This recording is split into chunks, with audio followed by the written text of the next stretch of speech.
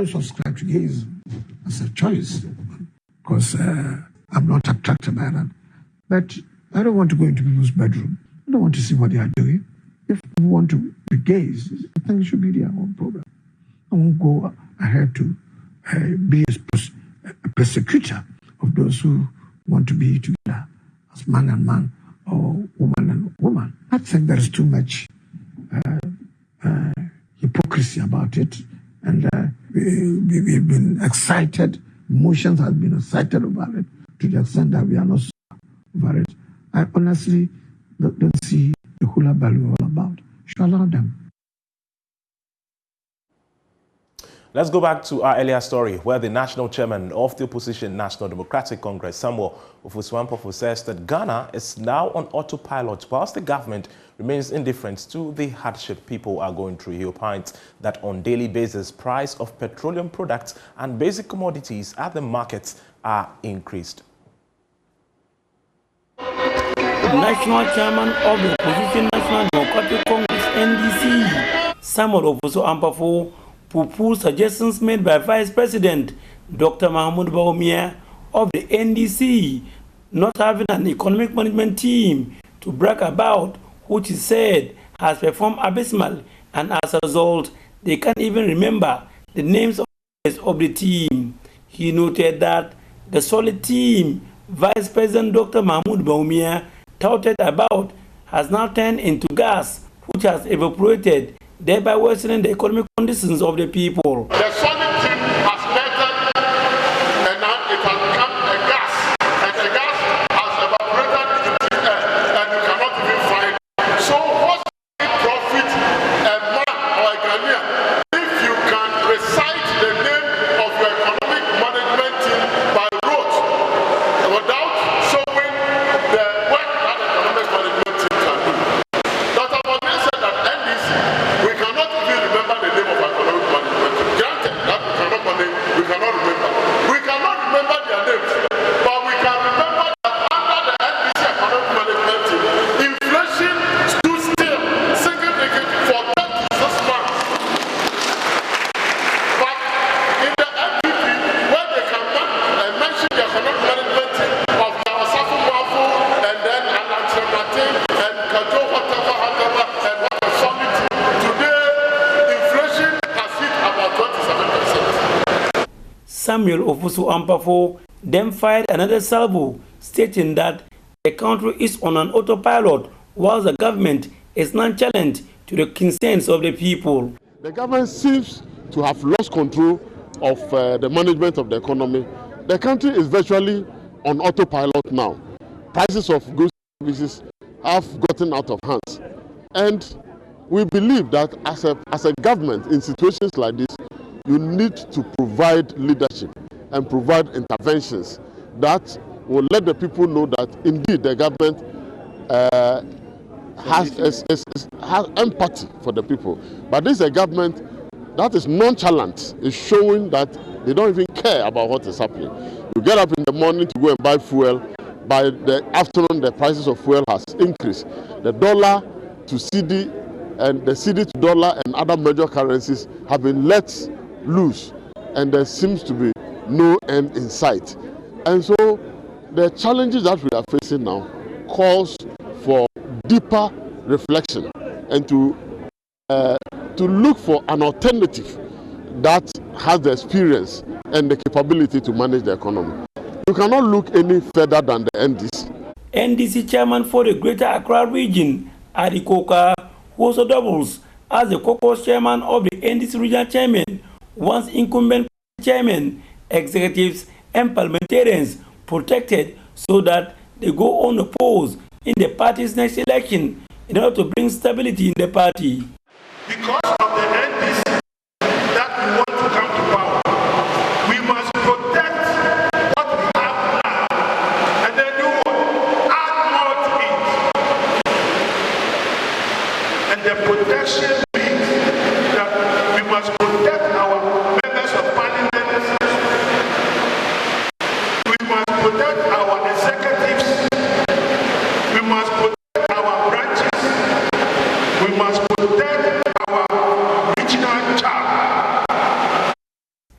Member of Parliament for the West constituency, Superintendent retired Peter Lanchene Tubu, predicts a clean sweep for all 11 parliamentary seats for the NDC in the Upper West region in the 2024 polls. For that to happen, he wants supporters to see that as a party project and not for the parliamentary candidates. Some constituencies, the party will have to go there as full NDC and go and collect the seat for the party. Don't mind the candidate.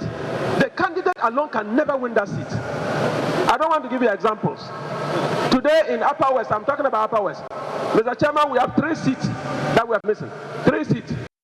Some of those seats, if NDC do not go to win the seat and we are dependent on the candidate, we will waste our time. The party must go with full muzzle to go and collect our seat back. The 11 seats belong to NDC. It's for us. We gave some of them away. Reporting for JoyNews, Rafik Salam. Wow.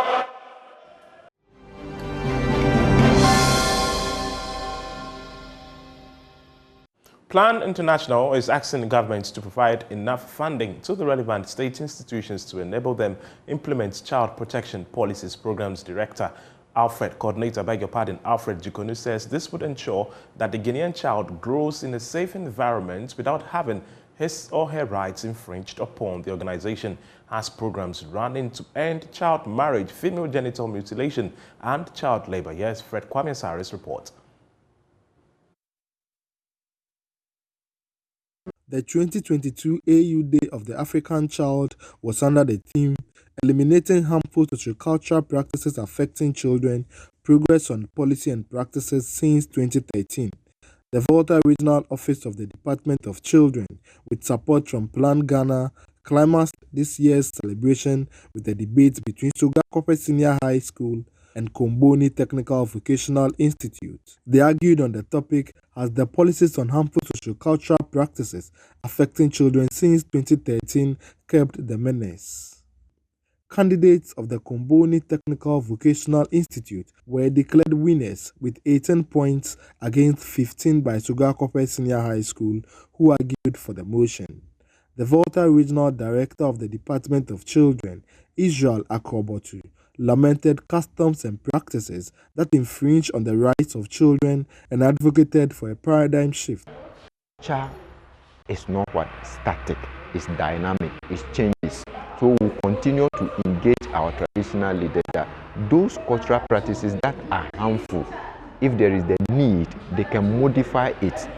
Those that are not good, they can eliminate it totally. Some of the traditional rulers are buying into our advocacy, others are not doing. And as I said, it has to do with what behavioral issue. In terms of child marriage, which is endemic in our Muslims community, I can say with authority that some of the imams are realizing that child marriage is against the right of the girl child. So some are even refusing to officiate some of these marriages and even reporting. So in that sense, we will say, yes, we are making progress. Said we need to do more to be able to eradicate it. The program's coordinator of Plan Ghana, Alfred Jikonu, entreated the government to make available enough funding to implement the numerous policies to ensure a safe environment for children. I advise duty bearers, particularly the government, to move from policy to what? Practical action. To fund the policies and implement that to eliminate these sociocultural beliefs and practices that go to hurt the future of the children. We will continue to support in our own small way. Right? It is the core duty of government to take action. And we will continue to support by strengthening what? The youth groups, the children group, the community structure, to hold them to what? To work to the expectation. And it is until when they function that we are able to eliminate these what? Harmful practices that affect the children. Fred Kwame Asari, JoyNews, Sogakope. Now, the West African Center for Cell Biology of Infectious Pathogens has begun training of researchers on how they can use public engagement or docudrama toolkits to engage children with hearing impairments and their families. According to them, there are myths and superstitions surrounding deafness, leading to stigmatization of persons with hearing impairments. Northern Regional Correspondent Martina Bugri reports. A docudrama is a video documentary designed by researchers at WABIB to sensitize the deaf community and the general public on the causes of deafness or hearing impairment in Ghana. The training brought together researchers from the 5 regions of the North to be trained on how to use this tool. Speaking at the training workshop in Tamale, Communications and Public Engagement Manager at WABIB, Andrew Muniru Nantogoma, said engaging people with hearing impairment is a challenge for health researchers studying genetics. WABIB, as a research center, carries out a unique form of research in that our research, unlike what has been done in the past, does not produce results that are put on the shelves to collect dust. We have a very vibrant and a robust communication and community public engagement unit that makes the outcome of the research works that are done there impactful to society. And so in our research on the genetics of hearing impairment, great feedback was gained, and based on that, consultants were engaged in a docudrama toolkit, a public engagement toolkit in the form of a docudrama was produced. And so at this point, we are now training scientists to be able to engage members of their communities to educate them on the genetic causes of hearing impairment. A fellow at WAPIB, Dr. Elvis Chumeso-Abuaji, said hearing impairment is highly heterogeneous, even though some environmental factors can also cause deafness. The issue is that with the genetics, so the hearing impairment, broadly we can have those that are syndromic and those that are non-syndromic. And the syndromic ones are individuals or it results when we have individuals that have hearing impairment or have the deafness in addition to another condition or another disease, another organ being affected. So for that one, it becomes easier for clinicians to be able to identify, because there are known syndromes that once you see, you can also suspect that the child may be suffering from the hearing condition. Dr. Chumesi said it has been established that across the globe, between 50 to 60% of individual deafness is caused by genetic factors or is a genetic condition. Hearing impairment, I must say, is highly heterogeneous. Although we know some environmental factors can also cause deafness, that is the common name that we know in our population. Genetics is actually now contributing to between 50 to 60% in congenital hearing impairment. That is prelingual. That is for children that are born with the deafness. So we now know that across the globe, we have over between 50 to 60% of individuals that have the condition as being caused by a genetic factor. That's all for the news. My name is Pakwisi Shandoff. The show continues with Benjamin and Brennis.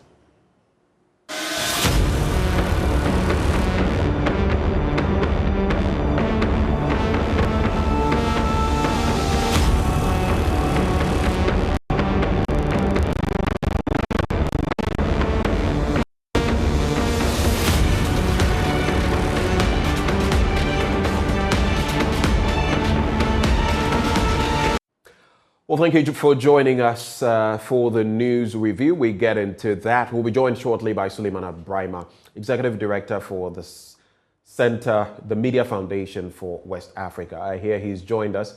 A very good morning to you, Suleiman. Good morning, Ben. Thank you for having me. It's a pleasure, always, having you join the conversation. We'll be delving into the papers shortly, but I'd just like your take, especially as we're going to be narrowing down, focusing a lot this morning on flooding. I'm sure you've seen footage from the central region here on this platform and beyond. And what happened? Some places clearly submerged in Cape Coast. And it is indeed becoming a threat. Personally, people have reached out to me, sharing videos, sharing photos. Very pathetic situation. What is your reaction to that, even as we contemplate the rains that are still with us? Well, these are troubling developments, and I believe that it's traceable to the whole issue of climate change and its effects. Communities that did not expect rains at particular times are expecting rains, and therefore they are largely unprepared for it. In other communities where rains are expected for farming, they are lamenting over no rains. And I think that this is a global phenomenon. We as a country have to do our part, and people have to also be oriented, sensitized, and educated about these developments. But it also points to the need for us to have a proper national planning for mitigating the effects of the climate disaster, and of course also doing whatever it takes to ensure that our country remains resilient for some of these developments. Over the years, I don't think that we've done much. Not too long ago, we were talking about Achimota Forest and how it's being parceled out, and governments that is fully aware of the challenges of climate change and the need to preserve our environment, the need to build robust forest belts and all of that, is the same government that is interested on compassionate grounds, they say, to parcel out acres of land back to families. And then we hear about those who have also benefited and actually put it in their will and all of that. As a country, at a time when we are facing all these climatic challenges and disasters, we are busily committing millions of cedis to building a national cathedral. At a time when these are the matters that confront our livelihoods and our future sustainability, we are investing in other areas that are really areas that you would say wouldn't contribute in any way to the development and future sustainability of our country. And so I think we need to continue to have a national dialogue about these, because these are signals of perhaps worse things to come in the future. And the earlier we deal with them, the better for all of us. But when you speak of a national dialogue, Suleimana, I mean, what else must be said? We have spoken ad nauseum, ad infinitum about, flooding. We've seen administration in, administration out. What does it really change? I mean, tell me, in the last 30 years or so, in this democratic dispensation that we have, 1992 to 2022, what has that yielded for us? So what more must we do to get some change? Because I know some areas that are flooded since, time immemorial, since I was old enough to see that this is flooding. And it's still flooding today.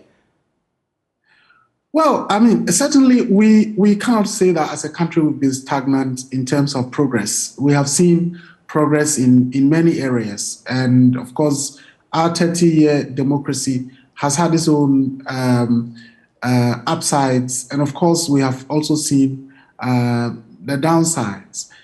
I have always lamented the fact that over the years, we've really not had a patriotic leader. Kwame Nkrumah was in power not up to 10 years, or technically speaking, not even up to 8 years. We've had leaders who have been in power, well, let me say presidents, not leaders, who have been in power for 8 years.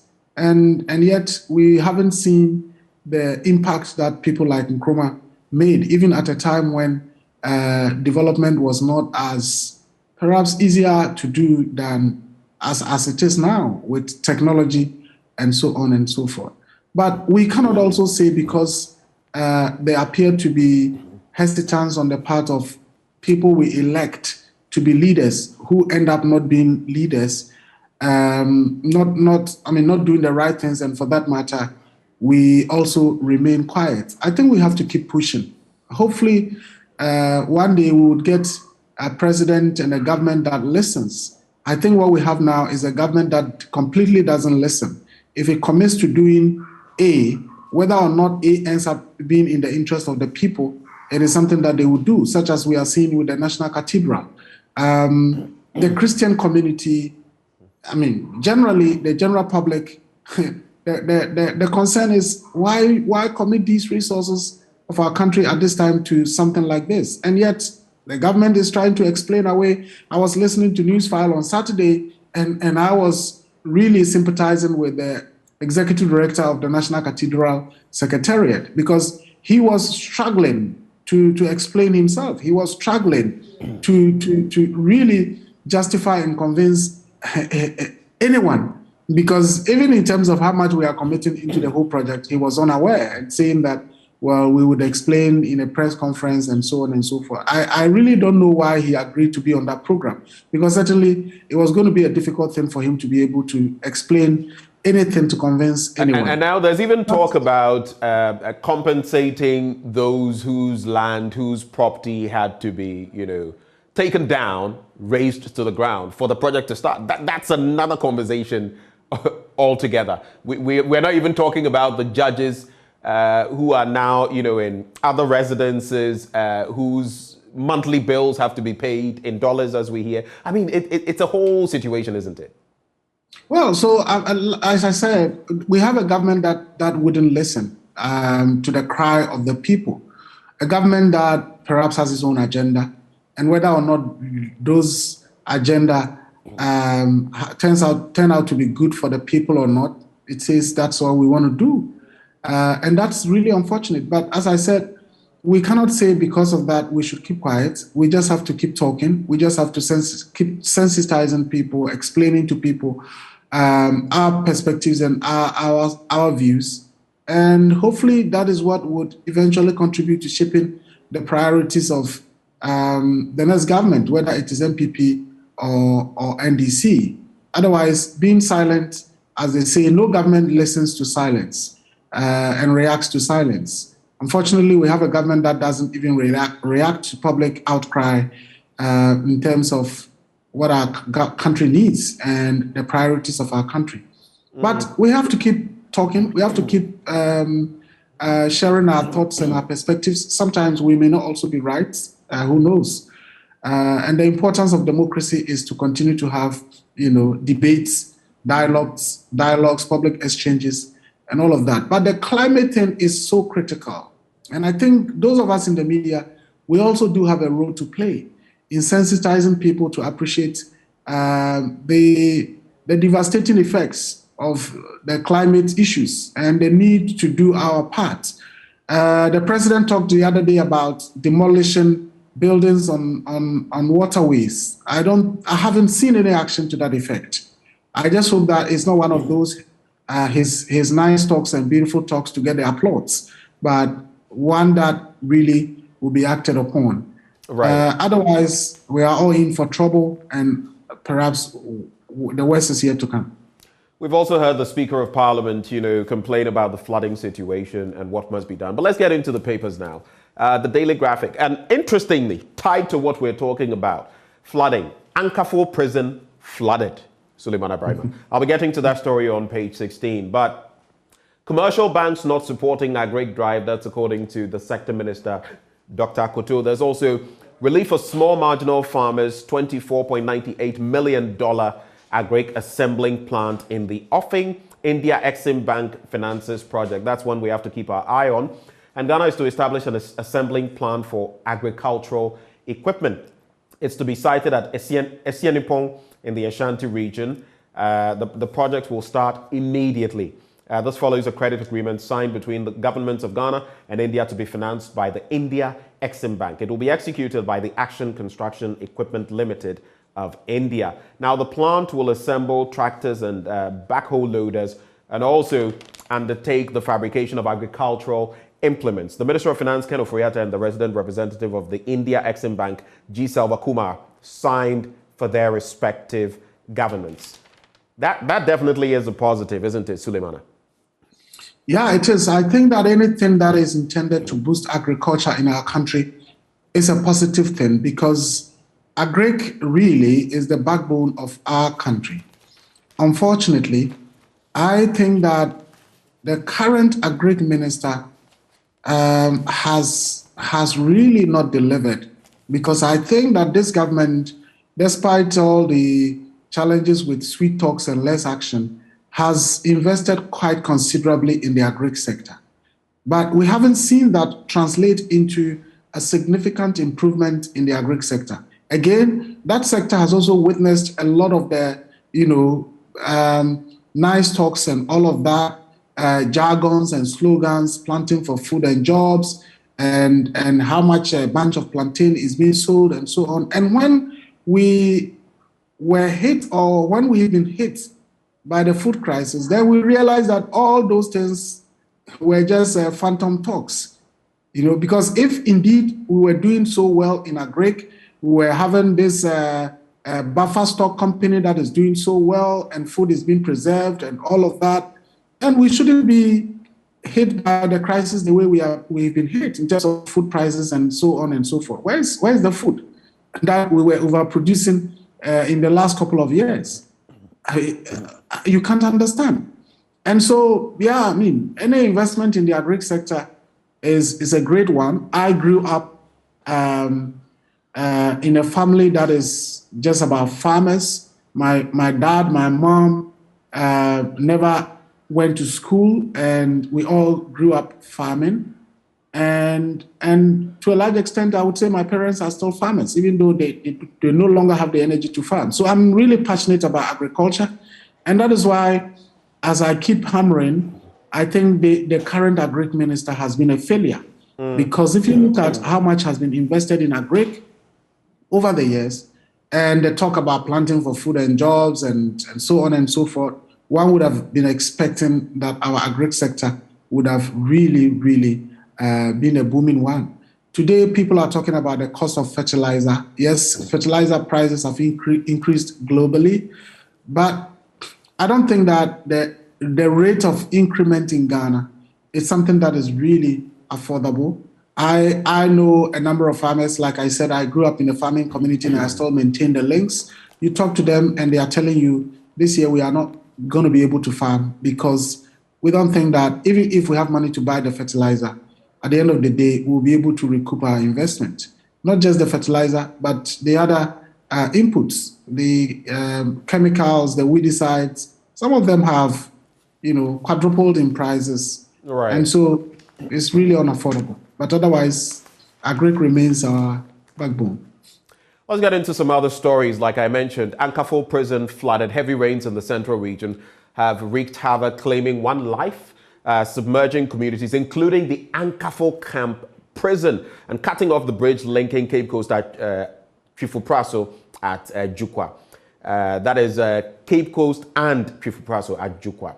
Now, the rain started from last Friday night to Saturday dawn. More than 100 houses in the Komenda Edina Eguafo Ebire municipality, that is the KEEA, were submerged after some rivers overflowed their banks. At Ankafo, where prison officer, senior chief officer Lutrot drowned when flood waters swept through the camp prison. So you can talk of the damage, Sule, to road infrastructure. You can talk about NADMO's response, which always is lethargic, sad to say, but this is how bad it gets.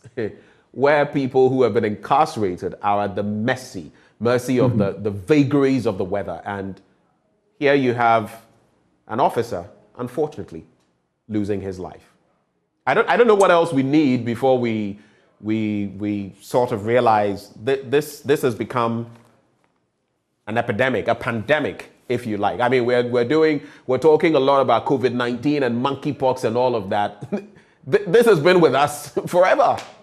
Yeah, it's really unfortunate, and it reflects our lack of long-term planning, our lack of preparedness for the effects of the climate crisis, The other time, it was in the Volta region where communities were being wiped out.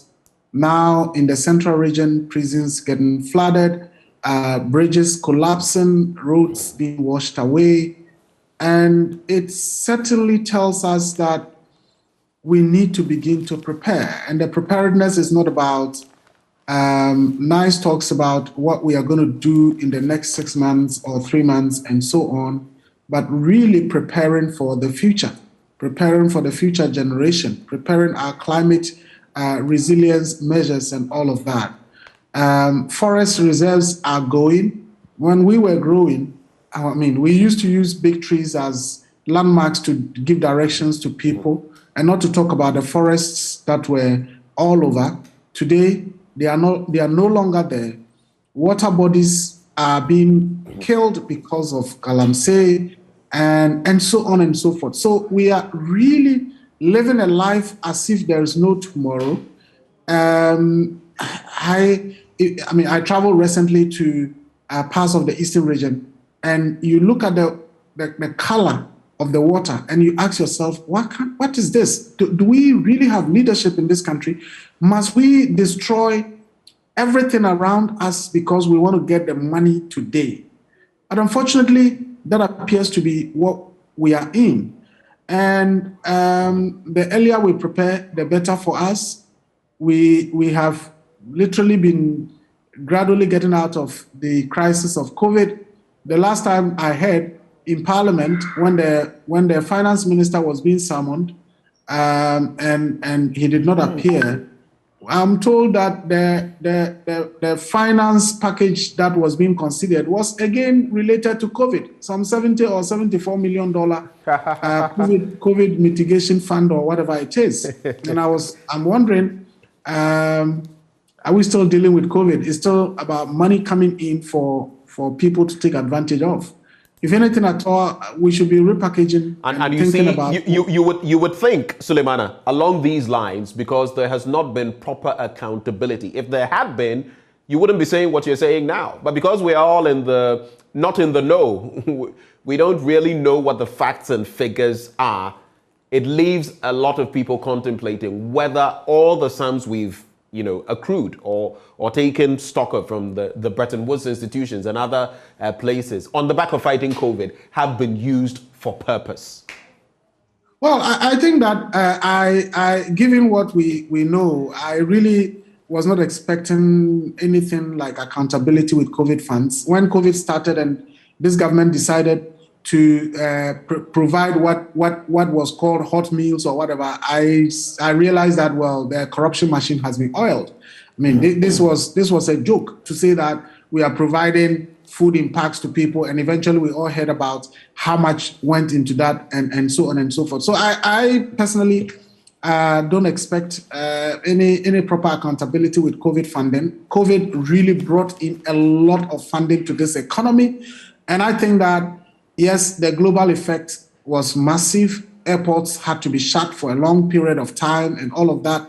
But to a large extent, those effects were compensated by the huge amount of monies that came in from World Bank, from IMF, from other donor agencies, and so on. And the impact of COVID perhaps ought not to have been as significant as it has been on our economy and on our country. It's just that it was an opportunity for people to loot and share and really live a life that was not commensurate with our status as a country. But I mean, I really wonder what is happening. Sometimes I ask myself, doesn't the president of the day want to be proud of a legacy when he leaves power? I sometimes ask myself, does the president really want whoever succeeds him as the leader of the MPP to win the next election?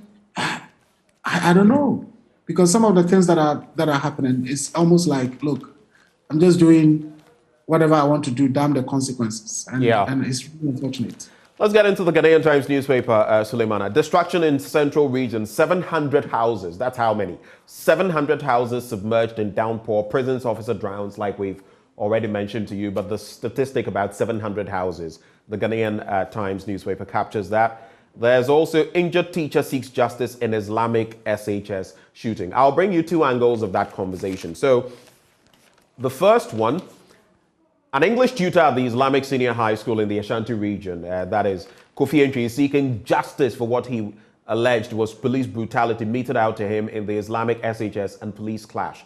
Now, he currently cannot see, as his head and face have been bandaged as a result of the assault meted out to him in the melee that ensued last Monday, and was battered by crowd control police until he fell and was even denied access to the hospital. Narrating his ordeal to the media as the Defense and Interior Committee of Parliament visited the school on a fact-finding mission on Friday to ascertain what led to the fracas, the tutor, who now works with assistants, said all he set out from home that day to do was teach, yet he ended up, bruised, battered, assaulted. Tied to that, on page 4 of the paper, the Defense and Interior Committee of Parliament wants the Ashanti Regional Director of the Department of Urban Roads of the Ministry of Roads and Highways blamed for his inaction leading to the clash between the students of the Islamic Senior High School and the police. The committee was of the view that, quote, if the department had acted earlier, the fracas which ensued between the students and the police last Monday would have been averted. Sule, over to you. Well, that was a very, very devastating development. According to the reports, the students had always complained about the lack of speed ramps and the need for speed ramps because students and other people were always being knocked down by cars. Why no one paid attention to the cries and calls of the students for all that period is something that is so surprising. And I think that is why the parliamentary committee is talking about the head of the urban roads in the Ashanti region, because it's something that could have been prevented, but it was allowed to fester until the students decided, look, we cannot continue to lose our colleagues and we need to protest. How they went about it, I'm not too sure about it, whether they really posed any danger with the way they wanted to go about the demonstration or how they started it. But of course, we know that the police overreacted and, as usual, resulted in some of the challenges that occurred. I read, whilst I was away, that the IGP visited the next day. Certain actions were taken, including the removal of the deputy regional commander who was in charge of the region at the time, and also the removal of the Swami Divisional Police Command. I think the area falls under Swami, possibly. And then the person in charge of operations also. I think that those actions were quite swift.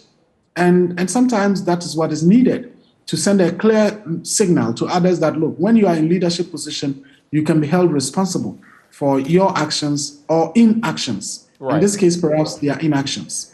And in the same vein, if the persons in charge of making sure that the demands of the students were met are sanctioned, or at least actions are taken against them, it would again send a strong signal that if you are in charge of roads and other things, look, you have certain responsibilities, and unless you adhere to those responsibilities, you can be sanctioned at some point. We would see some action. But perhaps as you and I are talking, nothing will happen. Maybe this person is a big person. Students have been maybe maimed. A teacher is in trouble. Police officers have been, sanctioned. And yet maybe this is a big person who, despite no action, would face no action. And, it is. Yeah. It is what it is, I guess. Just to wrap with the Ghanaian Times newspaper, for the sake of time, I had to sneak in the sports as well. RTU thrash Hearts Evoke to survive. Wafa 11 Wonders Sharks relegated. I don't know what is happening to Hearts Evoke. Over the weekend, interestingly, I got to meet and interact with Nanayao, the CEO of Krobia Kumasi Asante Kotoko, a team I'm very proud of. At the same time, in Accra Hearts Evoke was getting hammered by Real Tamale United. If you remember back in the day when Abedi Pele played there, well, they escaped relegation thanks to the last match they played by thrashing Accra Hearts of Oak. I don't know whether you follow any of the football, but that's just... Well, I do. Unfortunately, the team that I'm passionate about hasn't always been doing quite well. Which is?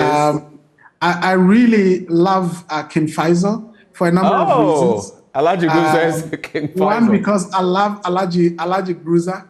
Right. And secondly, when I was in secondary school, in Tepa Secondary School, King Faisal was in the second league. Those days, I think they used to call it second league.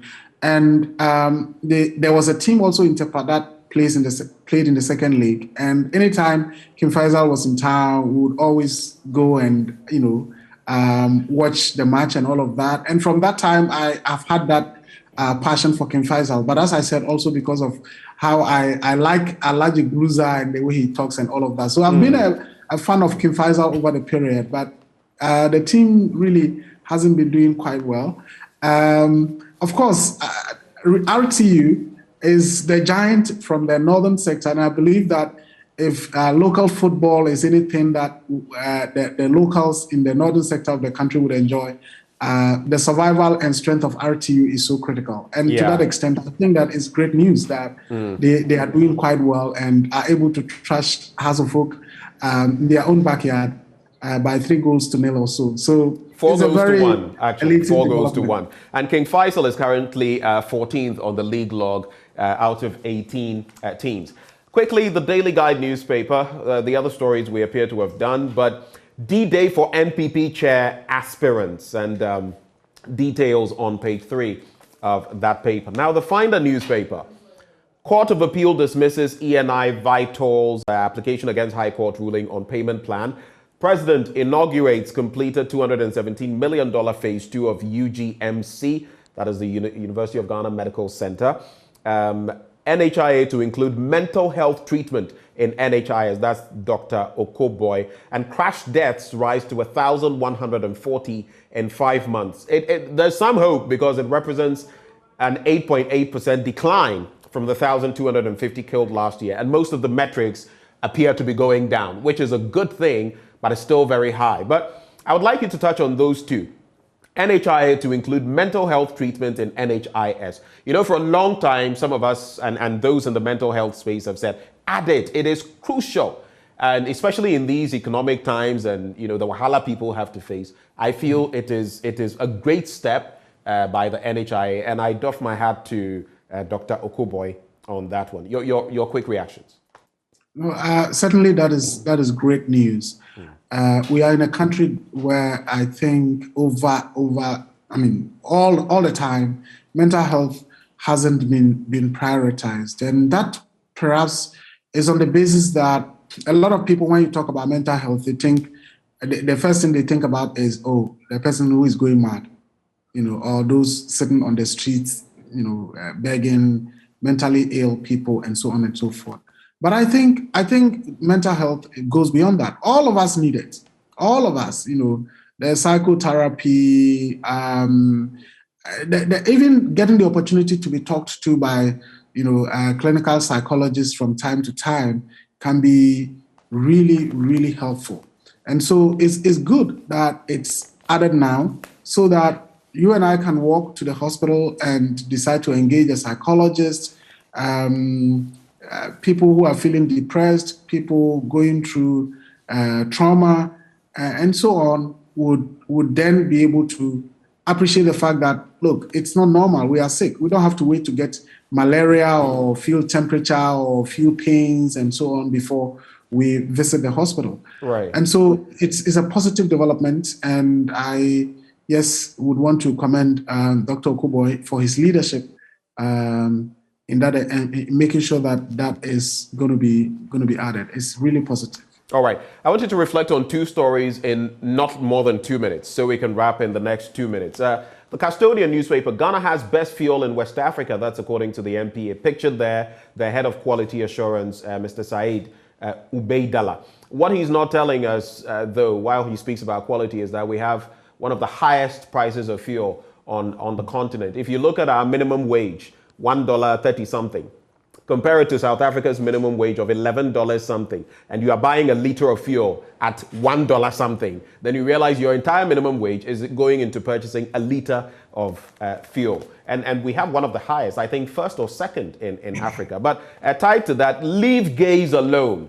MPP chair declares. Same story, that's the Republic Press. Same story in Ghanaian publisher, leave homosexuals to enjoy themselves. Freddie Blay. Your quick thoughts on these two in less than 2 minutes, if you can manage it. Well, the fuel price issue, I think it's a global thing. And so I really don't blame the government, even though people talk about the number of taxes on the price buildup. For me, it's about how government utilizes our resources and the fact that whatever we are paying ends up going into people's pockets, into people's investments and so on. That for me is what is quite worrying. Other than that, well, it's a global phenomenon. US, everywhere, people are complaining about the price of fuel. In terms of the LGBTQ issue that has come up, I think it's quite a very dicey issue. We need to have a very well-informed conversation and discussions about it. Right. Incredibly, being the leader of the ruling party, I think how he talks about it is important because at the end of the day, if we are not careful, we would end up either whipping emotions for people to be reactionary towards the whole conversation. Right. I think it is one that requires sober conversations for all of us to understand the rights-based approach that we must use in ensuring that, well, people can assert their rights without being abused. And of course, as a country, we are also part of the international community, and we cannot say, look, in terms of human rights, we adopt this, we don't adopt that, and so on. And then we need to also look at the law that is being proposed. Is it one that will have other effects like right to association, right to assembly, and so on and so forth? Otherwise, if we talk the way he is talking, it will be a challenge for all of us.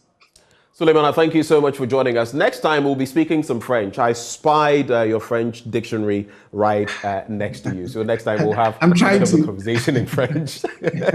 Fair warning. But always thank you so much. Have a great week. All right, same to you. Suleimana Ibrahim, Executive Director, Media Foundation for West Africa. And that's how we cap it off. Up next, we have sports with Muftau Nabila Abdullahi. Stay.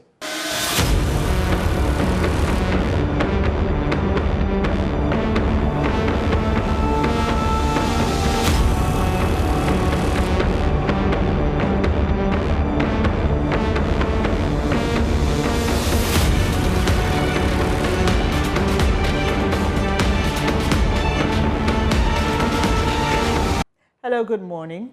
Thank you for staying on the AM show. I'm Bernice Abubedulansa. It's time to tell you about Agri-House Foundation's Women in Food and Agricultural Leadership. Now, this is a leadership program that has been happening over the years, and thankfully, it's been supported by Yara.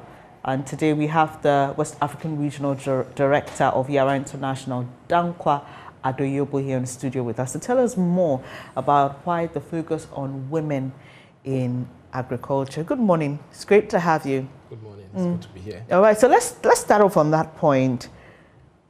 I mean, studying a bit of history of different cultures, you realize that farming is what many women used to do at the time. You know, women go to the farm, they go pick up firewood, and that was it. Why the need to focus on women in agriculture at this time? I think over the years, you're right, in some cultures, yes, you have a lot more women. But in Ghana, where traditionally a lot of the families and households have gone into farming, and the men have been seen to be the breadwinners, it appears that a lot of the farming over the years, and including these days, is significantly dominated by men. But for what we do on the ground and our interaction in the farming folks, we have realized that when women are involved in farming, you know, the thing about women from the home, where they take care of the home very well and all that, it goes into farming. So there's a certain passion that goes into it. And when you see women doing well, they really do well in the farming space. So we realized that it's important to focus a bit on the women and bring the potential out. And we have seen that going very well in some of the parts of our business. Another thing I think separates your initiative from others is that you go down to every level. So even for this particular one, you're focusing on a particular region. Last time it was the Volta region, this time it's the Western, is it? Why that strategy and how has it worked for you? We look at trying to impact the country as a whole. And we also realize that we cannot do everything at the same time. So it's important for us that as we have a national focus, when we go into programs like this, we are able to zoom into specific areas. This is the 4th edition, and this is the 4th region that is coming in. And I'm sure that in the subsequent ones, we will move to other regions as well.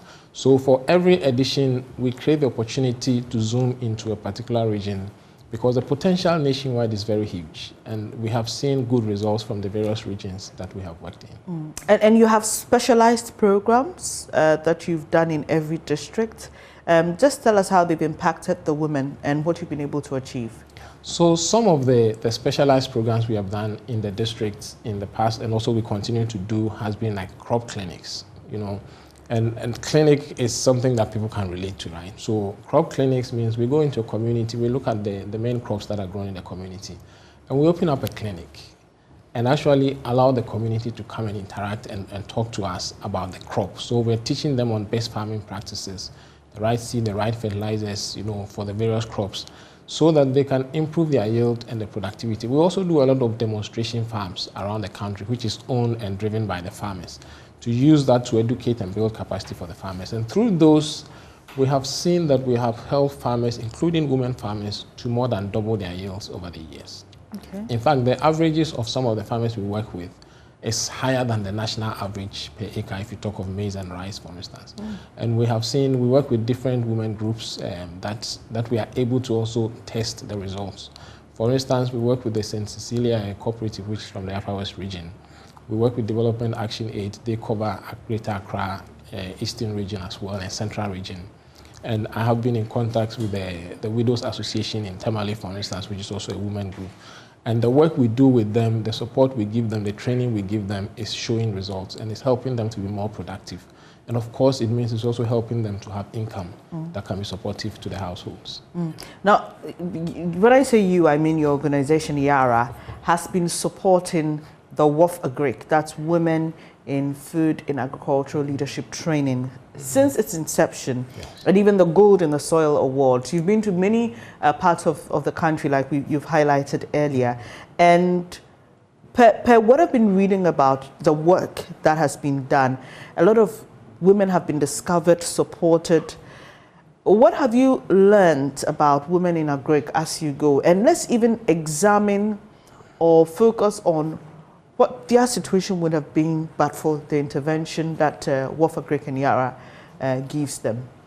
One highlight I would say, for last year, one of the winners, Madam Portia Azumda, she's from somewhere in the Upper East region. I'm trying to remember the name of the place. I don't want to risk pronouncing it wrongly, but she's Madam Portia Azumda. She, through the program that we have done, today she exports shea butter to Canada and US. Significant market opportunity that would not have been there for her if we had not done this. We have also been able to support women who have been nominated into some of the national farmer awards. You know, every year when the farmer awards are being done, there are also district level awards as well. Some of the women who have come through the program have been able to grow to get to that stage where a few have also won awards as well. We also see that without these opportunities, women are like gold in the soil. You know, if you don't extract, if you don't expose, you will not see the value. And when we have gone and exposed some of these women, the value that they bring to the communities, some are working with 2,000 women groups in the Upper East, Upper West region. And the opportunities that is created for them is very significant. And I think these are some of the key things that motivates us to keep going with programs like this. Let me put you on the spot here. Do you get a sense that on the national scale, a lot of attention is not given to women in women in agric and women farmers? You are really putting me on the spot, and I would avoid saying yes or no, but I think that a lot more attention can be given to women. We are in agri-space. We have been in agri-space for a long time. There's a lot of programs in agri-space that is targeting farmers. And one would say maybe they are not deliberately not focusing on women and focusing on men. But I believe that we can have a bit more focus on women to help unearth the potential and some of the things that we are seeing. Today in agribusiness, our biggest distributor as Yara in Ghana is a woman. And I say that with passion every time, because we have significant distribution network in the country. We have very strong distributors as well, but it's a woman who is our best distributor. And it's because also internally we have a very direct focus, and in the future the plans that we have to unearth more women and to promote more women in the agri-space. And I believe that the country can come along and do a bit more in that space. And not to sound patronizing, but I think that you've done quite well when it comes to focusing on minority groups in the agri sector. And there is another group within the women subgroup that you support. That's women with disabilities. For you, you say disability does not mean no ability. Yes. Tell us what you do specifically with examples to help women who live with disabilities but are involved in agri and farming. So it's important when you say women with disabilities. It's a very emotional topic for me because, like you said, if you are not careful, you start to sound patronizing. So the women with disabilities that we have seen over the years, as part of this program that we have brought on board, we try to identify what are their key requirements, what are their challenges. And because we are in the fertilizer space, but because we are focused on creating opportunities, if their challenge is markets, then together with us in Agri House, we are bringing together market players who can access them so that when they do some production, it can be bought.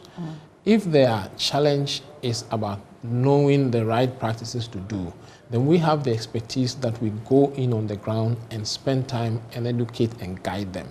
You know, if their challenge, for instance, is access to fertilizers, which sometimes can be difficult in very, very remote areas, then we are able to organize with our resources and make sure that we make fertilizers available to that community that those groups are in.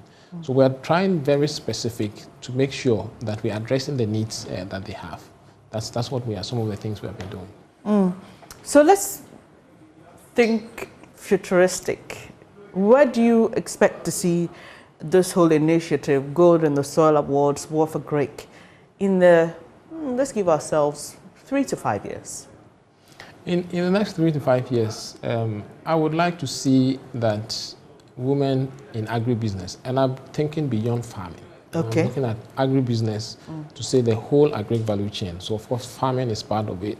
The logistics in the agri space is part of it. Processing is part of it. Distribution is part of it. I would like to see that more women stand out and actually be award winners in the national events that we seem to have a lot of men winning. It would really be great to see the national best farmer being a woman at a point. You know, it would be great to see some of the district best farmers being women, you know, and it would also be great to see some of the big processes in the countries being led by women, being agri-businesses that are going in that space. That's what I like to see in the next 2 to 5 years window.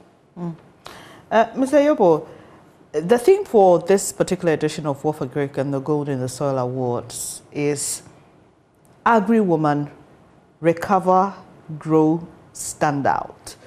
Tell us how this aligns with Yara's post-COVID recovery or response direction. Okay, so there are 3 words in the theme you mentioned, right? Recover. So that means we have gone into a situation that is not great. We were seeing growth in a very positive direction. COVID came in and then we've had issues and the Ukraine impact and all that. So today we're helping to make sure that agribusinesses and women recover by ensuring some of the things we're doing is ensuring that in the midst of the difficulties of getting fertilizers, we have committed ourselves as Yara to bring fertilizers to Ghana, and we're doing today. We have a good position around the country. We have continued the work we used to do before the COVID. We have not scaled back. In fact, we have tried to increase that because we have seen the need to get closer and help the recovery. And then we expect that we don't just recover and go to the old states because we're trying to grow. So we grow with them. And then, like I said, I need some to stand out and be award winners. What Yara is driving at today, the COVID effect is not gone completely. So it's not as if tomorrow we're going into streets post. So this is why the three things are important. But post the COVID, we have a very clear growth plan that we expect to grow with women and also with other farmers as well. And we also have very clear targets on supporting women in the group going forward. And we expect that post-COVID, we would scale that up even more. A few years ago, our Group CEO actually instituted an award for women farmers globally.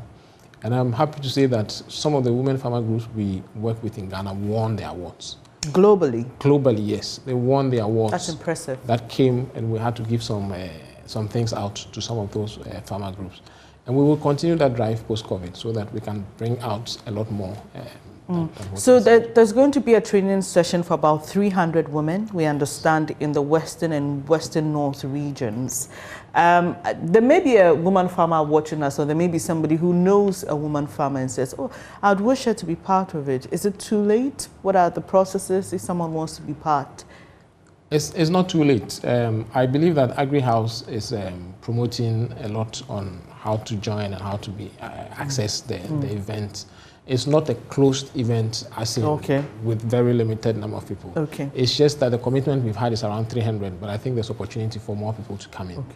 The trainings we will do, our agronomists will be available to do trainings on best farming practices, the right fertilizers for the right crops, the right application. The focus is to help that people can grow yield properly and can also be more profitable. We would also do some trainings on business management because it's not only farming, but it's also business. So the experience we have in driving and supporting businesses, we will bring that to the fore as well. And there would also be some mentorship sessions. And when you go into that space, you almost don't have limits, because then you are open to engage on the issues that the participants will bring up. And I intend to be there myself together with my team so I can have the opportunity to share as well. Let's focus on the awards now, the Gold in the Soil Awards. Some 45 women have been shortlisted. Tell me, what do you think about them? You said 300 participants. I've already said there are one group with more than 2,000 up north, and the women farmers in Ghana are a lot. So if you are shortlisted in the 45, for me, that means you have stood out among many and you have made significant progress that gets you shortlisted. So winning is not everything, but getting to this stage should encourage and drive you.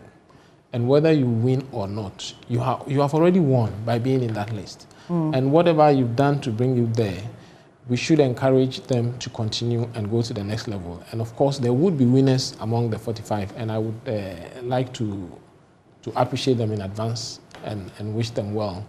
But I hope that after this, in future, when we look back to this 45, we can find people who have progressed significantly from it. Now, even though Yara and Agribusiness is supporting women, I want to believe you think there is more space for support, right? What would you like to see moving forward, besides what you and Agribusiness have been doing to boost or to help women in agri in the country? There's significant opportunity beyond what we do. I mean, we're just one company making a lot of effort to make an impact, and I believe that we have made some good impact, but there's a lot more opportunity for a lot more women groups to be supported. So funding is one of the feed that we get. Access to financing is very important. It's very difficult in the Greek space, and especially when it comes to women and when you start to narrow down as well. So what I would like to see, I know the government has a GESAL in place. Maybe a bit more targeting and support for women groups would be very important.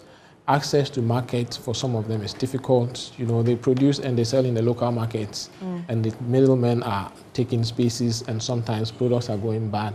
So market players would be important for them to get on board in future so that we can create the right opportunities for them. And you say women are the gold in the soil. You've mentioned that already. Just in one line, tell us why you think so.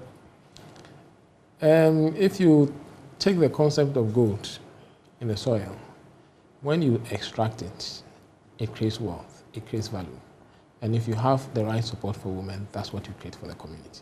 Thank you very much. Dankwa Adoyobo is country, or West, I beg your pardon, sir, sorry, West African Regional Director for Yara International. It's been a pleasure talking to you about women in Agric here on the AM show. Let's now cross over to Alajo here in Accra. My colleague Manuel Cranting is standing by for us. Early this morning, a lorry or truck carrying tomatoes was involved in an accident, and he's there to update us. Hello, Manuel. What can you report? This particular highway. Now, what we're told is that this Kia Rhino truck, which had started moving around last night, all the way from Doma Ahenku, got here. The driver tells us that he failed brake and eventually, overturned onto the median of the road. Now, one entire lane has been blocked on the Kwame Nkrumah interchange section of the road, and then also another lane blocked at the section towards Tesano. Currently, we have police presence here attempting to direct the traffic and make sure that it doesn't compound the situation all the way towards Achimota. In just the past couple of minutes that we've been here, I've noticed that the traffic light at this particular intersection doesn't seem to be functioning properly. It is past 7:25 by my time, and the traffic light is still blinking on amber. That gives an indication of a sort of confusion, at least at this particular intersection. We just try and find the driver of the Kia Rhino truck and then speak to him briefly about the situation. But just before that, though, what we've seen also is the arrival of a second Kia Rhino truck, which is attempting to unpack the tomatoes that have now colored the entire street red. The driver is here. Grateful that you could speak to us here on JoyNews. But your friend saying? But your friend Collins here, boy. Collins here, boy. Una now drive a car. Okay, incident is here. But you see, and me fail break. Breaking and me fail, you know. Na cars 4 and then need the minimum. Cars 4 need the minimum. No. Me drink the panel or my team no enkwa first. Until a bus, I know. Me share me driver sa na kwan kakra eda ho a metima dai afa ho. The bus I me the tree ne pavement wo kwan fin for me tree pavement na sanke be ya can be slow down. And so me say the car say kwan intimi slow down. And I'm kase me the boka ni mususu a ese me dwene nipa na o team car ni plastic phone mu nkwa. The bus I me the tree pavement no. Me the tree pavement no. Em the can stand na de kwan na ekọ. Te twa say me dan car na dey eto form. Na me dan car na eto. Na mo ye nipa sen na mo team. Me pa chene nipa 3. Woni ho ya? Pa cho me ne me mate ni na ntosi ne ba no. Okay.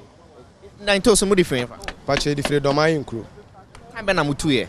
Me pa cho you to do man nkru around be 8:30 ni 2 ho. Na enye se na mo ahyehyɛ tomatoes no wo box no mu. Ah, se de hu no sa na box no tata so o ka ni mo no. Sa na ehye no do man nkru na de ba. Mo ba no police engineer mo say bia na mo ahyehyɛ ama na bro so emu aye dudodo. Me pa che there bi. Box ba ko ye kilo sen. Me pa che ne de minim ne weight wo. E no ye nwe nti no ntimi hu ne weight a e wo box ni.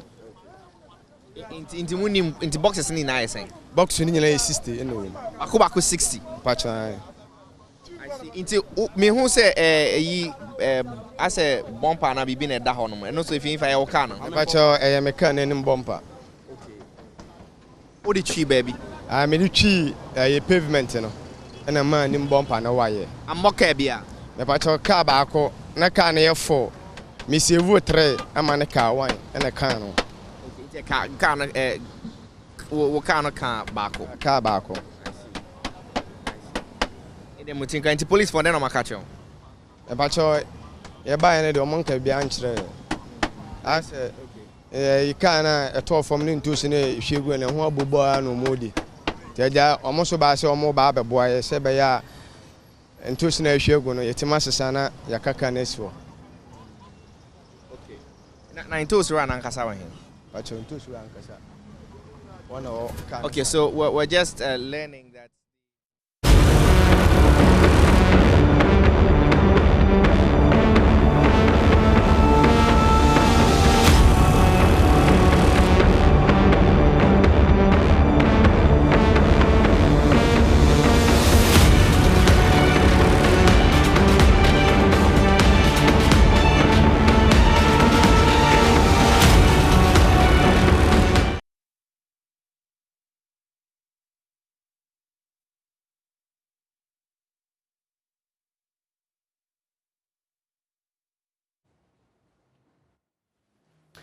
Welcome back on the AM show.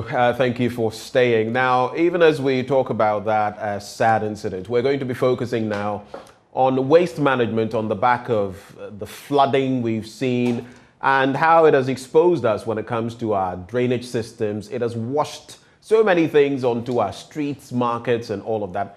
How are we dealing with that? And how are we dealing with the health issues related to that? Well, joining us this morning, you would usually see her on the Joy Clean Ghana campaign, but this morning she's taken the time to join us in the studio. She is Public Health Director with the AMA. Florence Kuchi is our guest. A very good morning to you, Florence. Good morning, sir. It's a real pleasure having you. I was just, going on and on about seeing you here physically. Yeah, it's nice meeting you this morning too. Great. Let me just, take your thoughts on the back of what we just saw, that accident there. And it is a stretch I use practically every day. When these happen, they create a whole mess, a lot of traffic and all that. As someone with the AMA, what is your take on such developments? I'll talk about the health impact because I'm not an expert right. in road management. Yes, definitely not. I'm going to talk about the health impact of what we are just seeing there. We can all see that the tomatoes there are being disposed or poured on the road. Some are broken or smashed, but this woman will collect all these tomatoes and it will end up in the market. It will end up in someone's pot and to be displayed by the roadside, and somebody will go and buy and eat.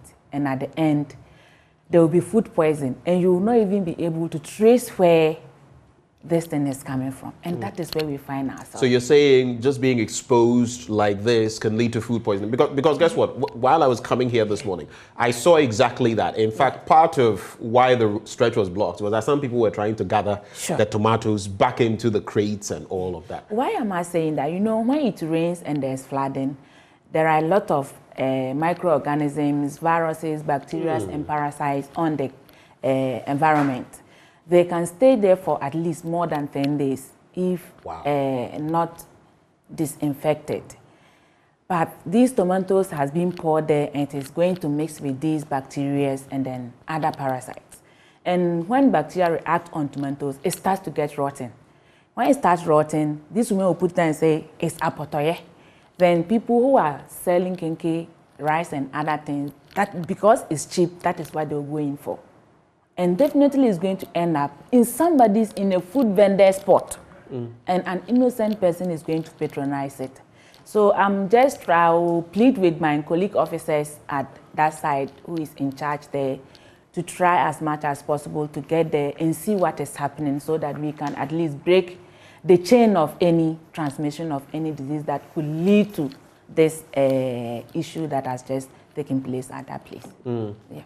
And so just to expand briefly on this, when such things happen, what does the AMA do? Because that means you also have a role then.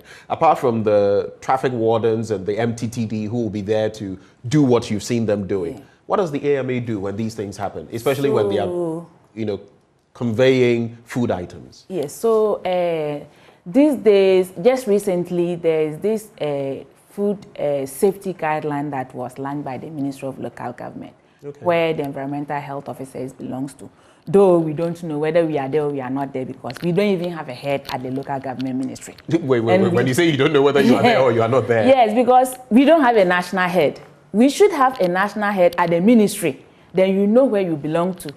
But we do not have a national head at the local government ministry. So when they are calling national directors of various agencies or departments, we will not be found there. We don't know why it is happening so, because we used to have a directorate at the local government ministry. When was the last time you had a director? 2017, when they created the Ministry of Sanitation. So we thought we were going to be migrated onto that sanitation, Ministry of Sanitation, only to realize that it is a policy-making ministry for managing of waste management solely, but the health promotion and the environmental health aspect is still left there. When you go to the Ministry of Sanitation, we have our heads all moved to that place, but there's nobody. There's no human resource there that will work with information relating to them. But when you come to the Ministry of Local Government, where we are supposed to have our national director with the Environmental Health Directorate, there is no directorate at the Ministry of Local Government. And mostly, anytime there's an issue concerning environmental health issues, they relate it to Ministry of Local Government. But there's nobody to respond to it. So it will go and lie there and then it will go on. So we launched this food safety guideline about 2 years ago. Let me put it in that way. And I'm sure if we had a national director at the Ministry of Local Government, it would have been on the MMDS would have started using it by now, because in that food safety guideline, we said when food is even going to be transported, even at the various police checkpoints, there should be an environmental health officer assigned at that place to see how the people who are transporting these food products are handled. Because for food to be safe, it is from the farm through to the fork. That is, you must follow all the real requirements from on the food value chain you can get to get safety food. But if the chain is broken along the line, it can lead to contamination that can lead to disease outbreak, just like what we are seeing at Alajo site. Sometimes when they are even transporting these food products and they are bringing it from the interland, people sleep on them. How do they urinate? Yeah. A lot of issues happen along the line, but if the officers are placed at all the vantage point and check is being taken, I'm sure at least 88% of some of the communicable diseases that we are likely to contract through consumer of some of these food products maybe. And it's a crucial point you mentioned, because guess what? If someone had typhoid, for example, where the person can easily, by touching, handling, and all of that, and you make a fair point. We don't know how these people attend to nature's call, how they pass water and all of that. So they may be forced to do some of these things because the cars are in motion and they may be afraid. So they may do all of these things in an environment where we have foodstuffs. Sure. And that could be dangerous to all of us. But just to go back, so how has this hampered your work? I know that is not the substantial or the substantive conversation, but this is obviously hampering your work. What toll has it taken on your work? It is really hampering our work in a very, very hard manner, because, you know, when you are working, you need somebody at the top to monitor, to evaluate the work that the people are doing down there. And coming to talk about the local government and decentralization ministry, it is a bottom-up approach. Report must come from the MMDAs through to the region, then to the national, for the national head to collate it and then come out with issues that are pertaining to health issues on the to people. Then this will be channeled to the minister directly. But here is the case: you write a report from the MMDAs, it gets to the region, and then it ends there. We don't have anybody at the local government service sector, neither do we have somebody at the local government. And it is really hampering our work. But everybody is doing what they like, because there's nobody to come and monitor you, to sanction you, give you disciplinary actions on things that you are doing. So we are still playing, we are praying and then asking the minister. We know he's a very listening father. He should try as much as possible. So local government? Yes, please. Right. So even if the directorate will not be created, they should try at least and create a desk for the environmental health directorate at the local government ministry that can champion national issues pertaining to environmental health. So you've been asking for this since 2017? We've been asking for this for a long time, since 2017, that we don't have a directorate. So 5 years you've been asking for this, and it's hampering your work? Yes, because now we are talking about One Health concept. What is One Health concept? One Health concept is about human health, animal health, and environmental health. That is the triangle that champions the health of everybody. And where does we find these all disease organisms or pathogens? They are all in the environment. So if the environment is being taken care of properly, communicable diseases going to the health facility will reduce, and to be only non-communicable disease. Pressure on doctors and the facilities will reduce. Zoonotic diseases that animal will take from the environment and transfer it to human beings, like right. This monkeypox, Lassa fever that has come, is going to also be reduced. So environmental health is a very, very, very key issue that need to be looked upon by the policymakers. Well, over to you, Mr. Local Government Minister. That's a plea from Florence Kuchi, Public Health Director of the AMA. 5 years on, they need a desk at least, so they can have leadership at that point, so you can also be able to do your work well. But let's zero in on the major issue that we are here to discuss: flooding and the sanitation related issues as far as our markets and other places are concerned. But in terms of the Joy Clean Ghana campaign, we've seen a lot, a whole lot. Some very ugly scenes. But has the flooding made this even worse? Just share with us from that end as we start. Yeah, the flooding had made it even worse. And if I'm not talking so much, I think this year, if we don't take care, we are likely to experience cholera outbreak. Cholera outbreak? If we don't take care. Because over the years, we've managed it. Yes, it's not been too bad. The way and manner things are going, the way and manner the flood is coming out. So, always I say sanitation is everyone's business. It's not one person's business. It's not the business of the environmental officer. We are just there to guide how to handle or manage sanitation. The rest is left for the public to do it. Because we cannot be at one place at the same time. We've been doing Joy Clean Ghana campaign in Accra for about 3 years now. Right. When you go outside Accra, a lot of people are really appreciating what we are doing. And they wish Joy Clean will be everywhere at all time. But we cannot be everywhere at all time. That is why everybody must play their part. Sanitation is everyday's business. It's a religion. Because when you want to define sanitation into detail, they say sanitation is a way of life. And religion is a way of life. Sanitation is a way of life that is practiced in a clean home, clean business, clean everywhere.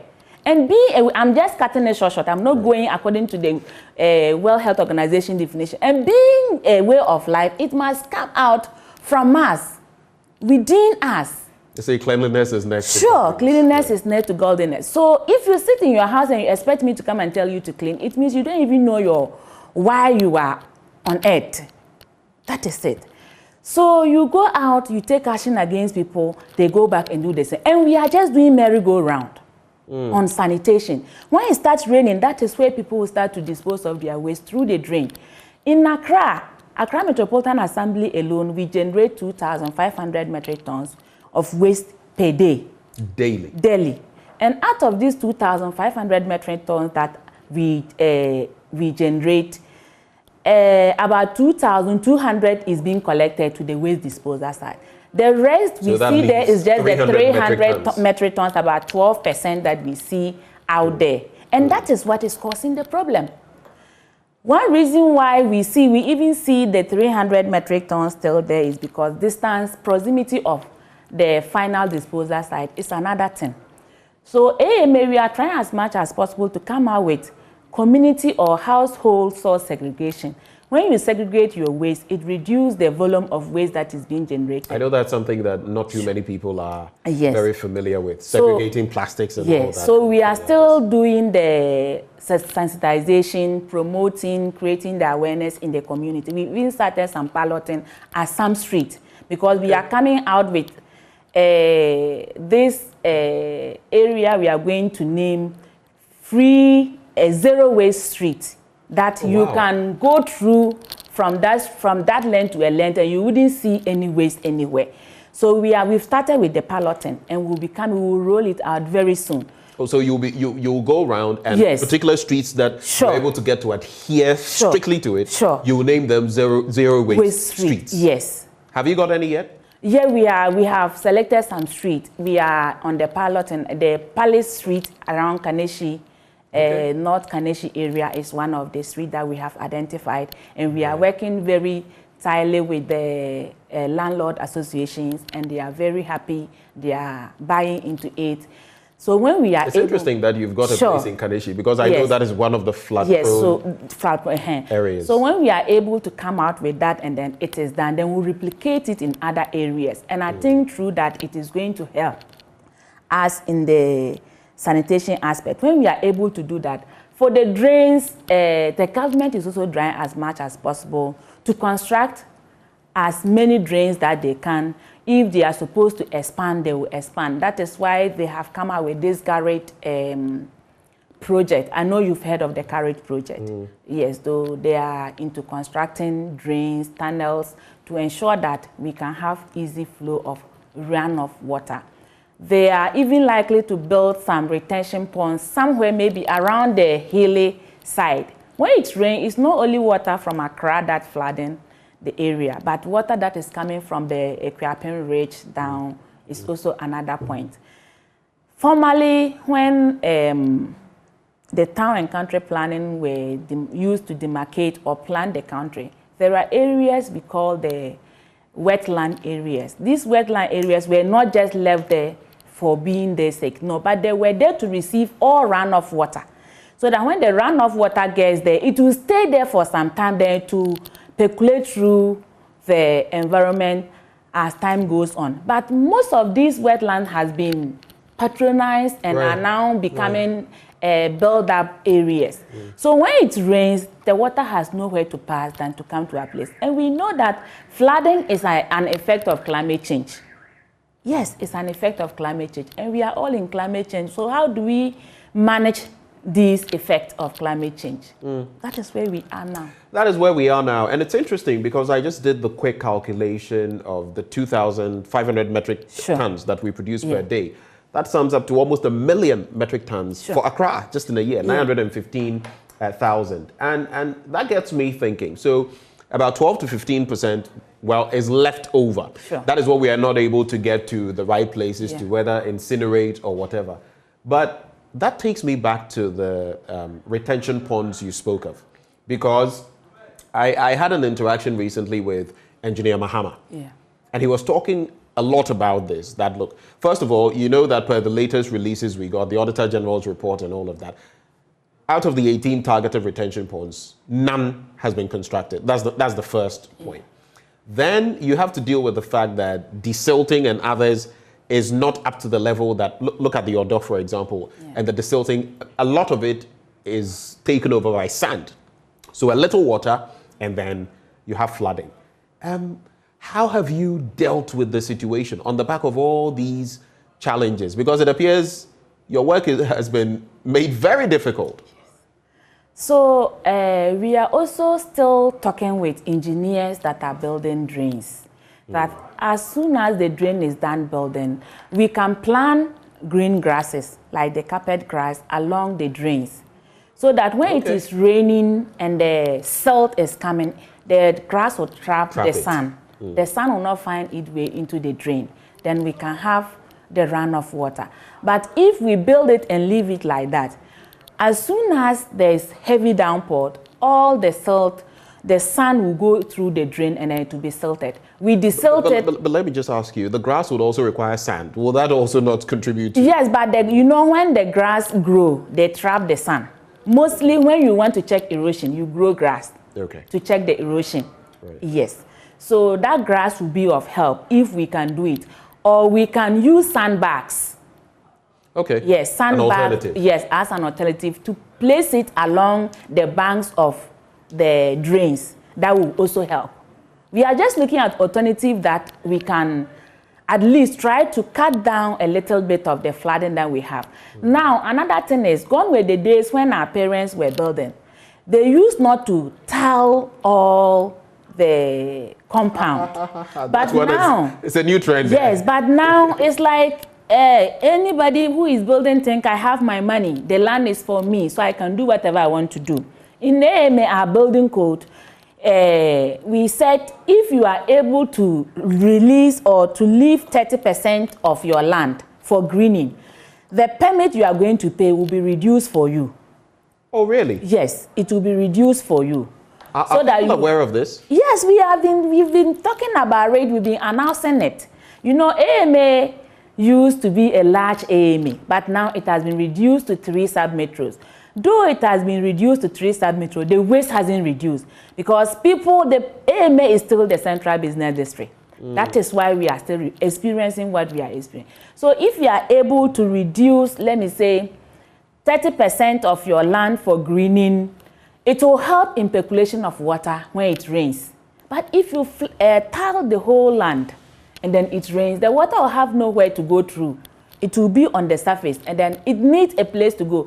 You can cheat God. God will not do anything. But if you cheat nature, nature had its own way of repaying you back. And these are some of the things nature is paying us back. You know, this picture you paint, it reminds me of the last time I was in the Kaswa-Weja area. There was flooding. And I entered one house and it reflected exactly what you're saying. Yeah. So practically no trees or a little, you know, just for beautification. Yeah. At the edges, these are just flowers and stuff, but no real space. And then when it rains, you would see that it would stagnate and be on the compound. But that brings me to tree planting, because that also has its own way of dealing with some of these issues. Yeah. What has been the drive? We've had Green Ghana Day for 2 years back to back. How has the AMA fed into that? Because that would also be a way of containing this. So the tree planting, we started 2 years ago. We've been planting the tree. You know, everything, the environmental officers, we have a lot to do when it comes to anything concerning the development of the country. When you are planting trees, you must first of all think of stray animals. How do we handle stray animals? Because when you plant seedlings, stray animals around are going to eat the seedlings up if it is not well protected from them. Meanwhile, the officers that are supposed to even take care of these stray animals are not well resourced. You plant the tree, we need to ensure that... That is you. Yes, we need to ensure that all stray animals are being taken care of, arrested. If the owners come, they are being charged or taken to court and all that, to prevent anybody from leaving their animals stray. But all these things, some of these things are not taken care of. We go out there, we plant the tree. Fine, some will grow if those that are being protected. But at areas that there are a lot of stray animals going around, they will just go and then feed on this and what will I say? These seedlings that were planted. I would have loved to see a data on the trees that we planted last year. How many survived? I would love to see that. Yes. How many survived? But Mr. President said 80% of them survived. Yes, like, like each assembly should have come out with a data on the trees that were planted last year. How many survived this year? So you have your concerns with that? Yes. What were the things that we didn't do well that led to those seedlings not surviving? So what can we do this year to improve upon this, to ensure that the seedlings that we are planting this year, they will grow? Because we know planting trees will also help mitigate, climate change, because they will absorb the green gas emission. That is one. So it is really a very crucial issue you've just brought up. And I think we will have to sit down and really look at it and see if next year we will plant trees again, which I know we are going to do, because it has come to stay. There is no way to go, because they say the day the last tree dies, the last man dies. Because tree is very important in the life of man. You get your furniture from tree. If you are growing, if you are a toddler, they get you tray cycle. You have to hold and learn how to walk. It's from tree. The paper, yes. The newspapers we have. I'm not even talking about the papers, just talking about growth of human being. When you become old, you need a walking stick. It's from tree. When you die, you need a coffin. It's from tree. So at least it would have been good. Every human being, when you are growing up, you should grow trees that will help you get all these things. And some have even suggested, just to, push the idea of growing trees in our homes. Yes. Sometimes too, it depends on the kinds of homes. You know, sometimes it's a compound house. And yeah. you don't even have the... But some have suggested that we can even grow fruit trees. Sure. Pear, mango, and the rest, so that you end up benefiting from the trees as well when it's harvest time. And it's a symbiotic relationship. But, well, we've left things to degenerate. But, so... These are all solutions that we can offer, from, you know, using the grass or the sandbags, you know, on the stretches where we know there's usually these big drains and all of that. It would almost be as though we were reinventing the wheel, because these are things others have done, things we should know, but we've not done them over the years. But in terms of the waste that has been generated on the back of the rains and the flooding we've seen. I mean, you are not in the central region, but you've seen what has happened there. Sure. The disaster, even Ankafo got flooded. Amamoma is even west. Where? Amamoma, inside the UCC campus. Yeah. And then an officer are being trapped inside. They cannot even come out. Look at that. Yeah. Look at that. So on the back of all this, the heaps of rubbish are also now, you know, like you said, when you do this over time, at least it's just a percentage, maybe 12 to 15%. But then the rains come, it percolates, and then we see the waste gathering after everything is said and done. I know the Kanishi market area and other markets are typical hotspots. Yeah. Give us a bird's eye view of what that looks like right now. Let's just talk about Agribusiness. Agribusiness is the food hub of Accra. Right. That is where a lot of traders goes to take the bulk. That is where bulk food is being broken for people to go in and buy for retailing. How is our Agribusiness market? And sometimes the drainage system, the engineers that work on the drains also lead to some of these flooding. We have... You mean the engineers too are partly to blame? I'm just putting it in Dama, because when you go to Agribusiness market, and you take a drain, one drain, you see that it is flowing anti-clockwise. Part is flowing this way, part is flowing this way. I see what you mean. So you have two systems, one going to the other. Right. And also people who connect water from the Ghana Water Company. These pipes are all over the drains. The siltiness is even an issue. Yeah. And if you don't take care, pipelines will be burst. And when they are burst, the water will be contaminated, because what is inside the drain is very, very bad. Raw excreta is passing through our drains. Yeah. We have turned our drains into a passage of raw excrement. We don't even treat it. Just raw. People don't even have, people who are operating public toilets, some don't even have septic tanks to receive this excreta for it to go through some kind of treatment. Some of them are just connected. They just connect. When it starts raining, they open, and everything is just going through, which is very, very bad. You know, at the beginning, as the AMA, knowing all this, you can't possibly be sitting with your arms folded. We cannot be at one place at the same time. Just recently, you mean at every place at the same time? We can't be at the same place at the same time. Recently, myself and one of your Mike, we went around Ashale. Yes, we went around at Old Fadama. We arrested persons who were even operating public pan latrines. Those people were taken to court. They were fined. They have come back. Those had been banned. And they have started again. But they are banned, right? Yes, they are banned. That's what we are just doing a merry-go-round thing. You take the person to court, the person is found, the person come back, and the person is doing the same thing again. So do you have mechanisms do you have mechanisms so that if you're a first-time offender, yes, we do this. Yes. If you're a second-time, third-time offender, then maybe the penalties are. Yes, when you have that. Yes, when you go to court at the first time, they will say this. The person is not known. It's a first-timer. When you go to the second time, they will say you are. From here, I'm going to the field, and I'm not telling where I'm going to, and you will hear from us. And one of the things too is we don't have enough sanitation courts. AMA like this, we don't even have one.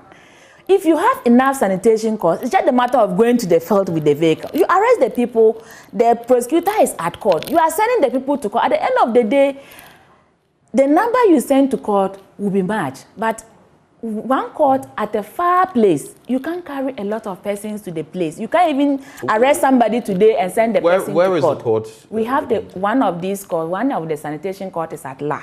La. Yes. Okay. That is where we mostly send our cases. And I think one is also at Abeka. So we need... So are there only 2 of them? They are scattered in areas that is no closer to AMA. You send a person to court, a bench warrant is being released. It's the duty of the officer to finance the bench warrant. What? Yes. It's the duty of the AMA officer? The officer have to finance the bench warrant, because when you go to arrest, to make a bench warrant arrest, you don't have a vehicle. What do? You have to rent a vehicle, and you have to pay for it. About how much do you spend? Resources is also another thing that is hampering the smooth flow of enforcement. So if the resources are there, you have everything at post, you have your car, you are going for arrest. Because when you take in Ghana, it's only the police officer and the environmental officer who can do an instant arrest without a warrant. Right. Sure. I mean, there's citizens arrest, but mostly you wouldn't be able to. That is it. But we have the right to make an arrest without a warrant. If I'm coming and I see you doing something that has something to do with sanitation malpractice, I can arrest you and ask you to abate it instantly, or I can take you to court as an officer. It's just a matter of showing you my ID card. Yeah. But the logistics are some of the things. If you don't have a father who cries for you, you need a father to say, my child need this, need that. A father gives instructions and the children obeys. But if you do not have a father who will cry for you, dissemination of information from the top is not there. Environmental officers, we don't even have a national budget. Everything we get, we don't have a national budget. So how do you run? That is it. We run from the IGF of the MMDAs that we find ourselves. So when you write a memo and there's... Wow, that would be a difficult process to get funds. Yes, so when you write a memo and there's fund, you'll be given. If there's no fund, you will not be given, and you cannot force because the fund is not there. So now I get the picture. Because you are basically tied to the apron strings, the financial apron strings of the MMDAs. You don't have anything clearly designated for you. No. As and when they feel, even when they have something, and if they have other interests to address, they will focus on that. That is the thing. So, and it is because we are environmental officer is still a unit in the assembly. When we were with the Ministry of Health, we were a department. But because of decentralization, we were brought from the Ministry of Health in 1994 to the local government ministry so that we can have close contact with the communities. Now we came to local government ministry and we've been made a unit. And if you are a unit in the assembly, you don't have a national budget. When they are planning national budget, you are not part. You only depend... You are not even at the table to say that, look, these are the challenges we face and we need more resources. Yes. You are not even at the table. And most of the times, the money that comes from national is for waste management. Health promotion, law enforcement mostly is not part. You understand? So if you are going to do law enforcement and you apply for money, you write a memo and the money is not released, there's nothing you can do. We've been doing a lot. Look, when you take somebody to court, and the person is being remanded, and you either send the person to police station or to prison custody, you, the environmental officer, have to take money from your own pocket.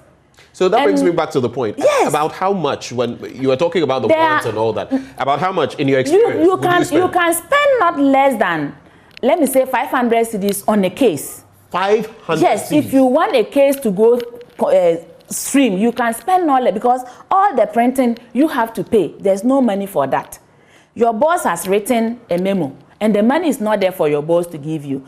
Some officers will use their own money to do it because of the love they have or the passion they have for the job. But all officers will not do that. How much is our salary?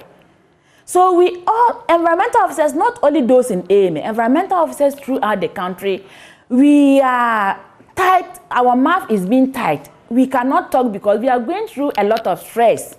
So if we have somebody at the top there, when we write our report and we bring in our challenges, the challenges will be teased up and then analyze and make together, and we find solution from the top there for it to trickle down. But there's nobody to do that. You write the report, everybody is prioritizing on their sector. If you don't have a head at the sector, nobody will prioritize your case. Maybe if we had a head or a directorate at the local government ministry by now, we would have been made a department. You can only get a national budget when you are a department. Right. If you are not a department, there's no way you can get a national budget. And during our annual action plan preparation, you are being given a target, a seal. The seal that you will be given is just something small because that is what the IGF can get for you.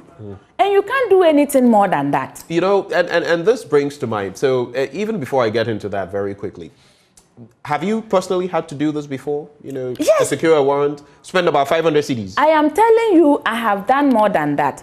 Because it is not just one person, because securing the warrant, we are not in uniform. You will need somebody to help you do it. And the person cannot do the arrest for you, and you allow the person to go free. Right. You understand, at least you need to find water for the person to drink. The person is not asking for it, but under humanitarian grounds, you need to find something for the person. You are renting a vehicle. How much is the vehicle? To and fro. You have to pay for it to make the arrest. So if you don't have that money, it means basically you can't prosecute the case. You can prosecute the case, but it may not go around. A lot of us are having bench warrants on them that are not being. This year, our first quarter, AMA, we were able to secure about 365 summons from court to take people to court. But at the end, we're able to only prosecute just 115. That's about a third of them. Yes. And you know what is going through my mind? You see how we've done with the roads and spot-on prosecution, even MPs and ministers. Imagine if you were given the logistics to do this. What it would mean is that you could generate a lot more money. A lot of money. Which could also be pumped back to you so that you can do your work. But it's not being done. It is not being done. And even if you have a court in your jurisdiction, it's a plus to you because the bylaws that we use to do the prosecution, the bylaws are being made by the district assemblies. And 50% of fines may be given to the assembly for reimbursement of the court. And that one too can also help you to cushion the officers to do the work proactively. Hi. Looks like this is a conundrum. A really tricky situation in which you find yourselves. And I'm just imagining, I'm just pondering how you've survived, you know, doing this up to this time. It is our work. That is what we have opted to do. So you try as much as possible to do the best you can. You cannot do everything, but the little that you can, the little that we can is what we were able to do with the 115. We have more than 20 bench warrants getting to 30 bench warrants lying down. But we cannot effect the arrest effectively due to some of these things. Wow. And it is not just, the environmental work is very huge. When you go to the slaughter facilities, environmental officer is supposed to be there. Remind me of the one we did. Yes. The Joy Clean Ghana campaign. And it is still there. That got me off meat for a while. You see, we went around, we did slaughter facilities auditing. There were some slaughter facilities that were supposed to be closed down. But who would take the initiative? The environmental health officer at the local government ministry, if we had one, that person would have taken the initiative, write the letters to the MMD, to the regional officers.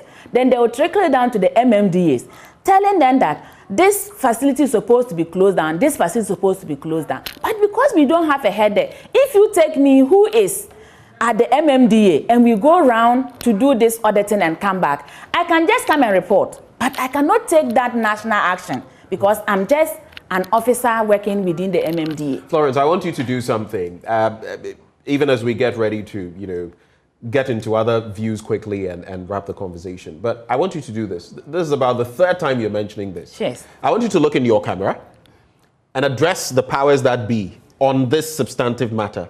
What do you have to say to them? The minister, local government, and others who are not maybe putting in place the measures that would make your work easier and more effective. So I am just pleading with the Honorable Local Government Minister, Honorable Damboche.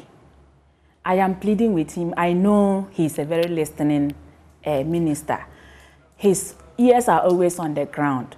Environmental officers are your people. They are your children. We are working to promote you. It's the work we do that elevates the assemblies. But we do not have a head at the local government ministry. So we are pleading, even if that directorate that was there and has been moved to the Ministry of Sanitation, if it cannot be recreated, give us a desk at the local government ministry so that somebody can be appointed within the environmental health unit to be on that desk to address issues concerning environmental health at that ministry. That person can help you even with issues that you are not aware of, so that it can help you to reign proper. With that environmental health officers, the local government ministry will not work well because we are the backbone of the assemblies. What we do is what projects the assembly. But if we don't have a head, the minister cannot come from the ministry and then go straight to the MMDAs to ask them to do something, though he can do it. But that is not the mandate of what the local government ministry stands for. Local government ministry stands for bottom-up approach, top-down approach. The minister will have to instruct the environmental health director at the Ministry of Local Government, so that that director will also instruct the regional director. Then the regional director will instruct the MMDAs, the MEHOs and the DEHOs and the directors to do the job. Then the report will come through that way to the minister for easy monitoring and evaluation purposes. So we are pleading with you, Daddy. We know you are listening. Your people are listening to you. The head at the Ministry of Sanitation is they are not our bosses. They only help us because we were all at the local government ministry. But now we are in dire need of a directorate at the local government ministry to take on the environmental health aspect. The sanitation ministry is taking the sanitation aspect, waste management aspect, that is liquid and solid waste. But the health promotion, the law enforcement, the awareness creation, everything still lies at the Ministry of Local Government. And that is the more important. When you have a computer without a software, the computer is just a conco. Right. You need a software for the computer to work effectively. And the environmental health officers that are doing the law enforcement, health promotion, are the soft aspect of the solid waste management. Thank you. Thank you so much for, ventilating your thoughts that passionately. I definitely wouldn't be able to do it as well as you did. That's why I gave you the opportunity to address the powers that be. But moving forward, so this has happened and you have to grapple with, regardless of the lack of logistics, I'm sure even human resource, sure. Now that you've been this restricted, you have problems there. But how bad is the situation currently, and how have you been able to, manage? You've spoken about Agribusiness. How have you been able to manage the filth that has been brought up by the floodwaters? Yes, so we did a collaboration with the waste management of a company that is in charge of the place. So drains are being desilted, waste is being collected, but we are going to be at Agribusiness for a long time because we are going to ensure that no trader will sell things on the drain again. No trader will put a pallet on any drain to sell. No trader at Agribusiness market is going to sell in front of. There's a dwarf wall that has been built at Agribusiness market to ensure that everybody is inside the dwarf wall. But traders are coming out from the market and they are selling on the road. That is also leading to some of these things. They sell and they leave the debris of their waste, throw it into the drains. That is leading to all these issues that we are finding ourselves in. We want to turn the Agribusiness market into one of the world's best markets. And if it is able to be done, I'll be the happiest person. Because when I took over AMA, Agribusiness has been my heart. It has in my heart, and I want to change the face of Agribusiness market. If you can recollect, Joy Clean Ghana campaign, we've been to Agribusiness several occasions. And anytime we get to Agribusiness, the issues that we were there for, they are still there.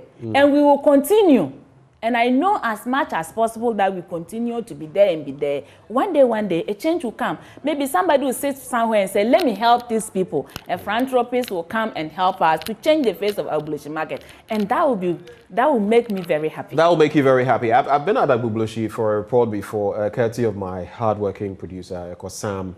We went to do something there. But, you know, the big drain there, yeah, it's absolutely filthy. It is mind-bogglingly filthy. Sure. What is being done about that? I mean, that is a spot that generates a lot of mosquitoes. It generates a lot of filth. You see the cattle, while the cattle rearers were still there, they had to be moved. But while they were still there, some of them obviously would get it. I mean, and this is meat that would be consumed. And what is being done about that? You know, that place is, let me say, a collection point of all runoff water from Accra. So all the waste that is being thrown into the drain or onto the drains, that is where the water will wash it to. Always the dredge masters are there dredging.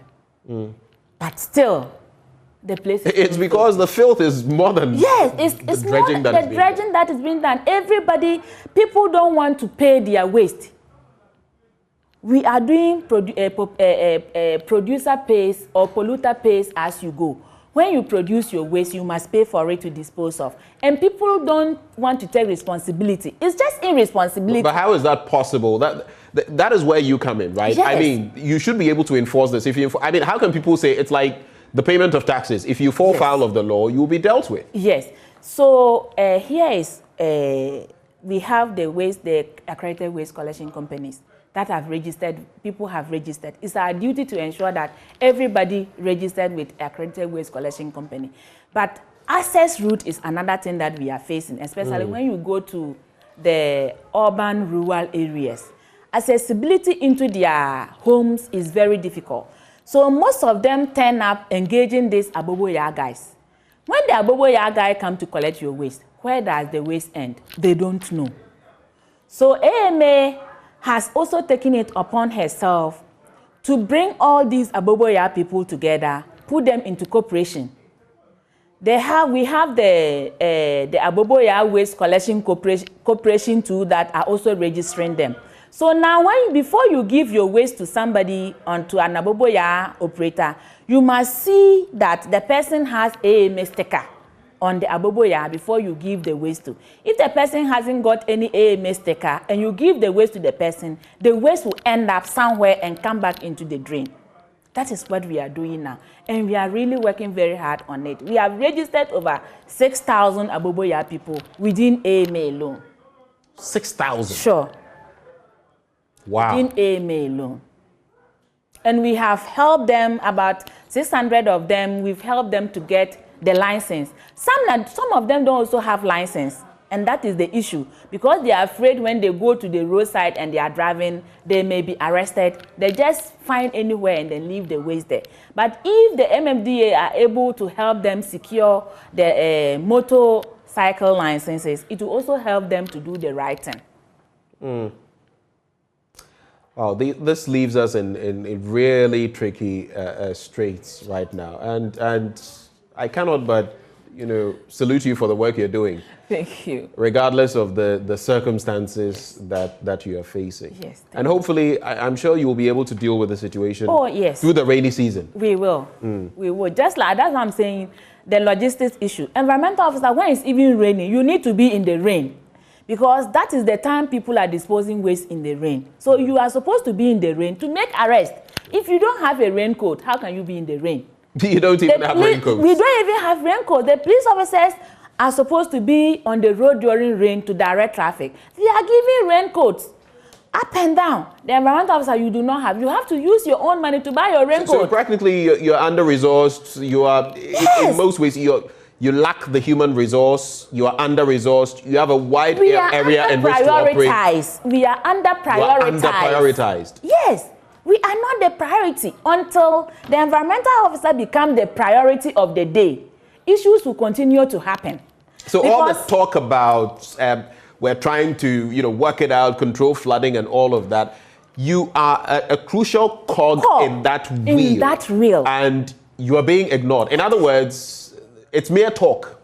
So the policymakers have to see to it that the officers you are training out, you are training out officers every year from the 3 School of Hygiene in Accra. Every year you are churning out officers.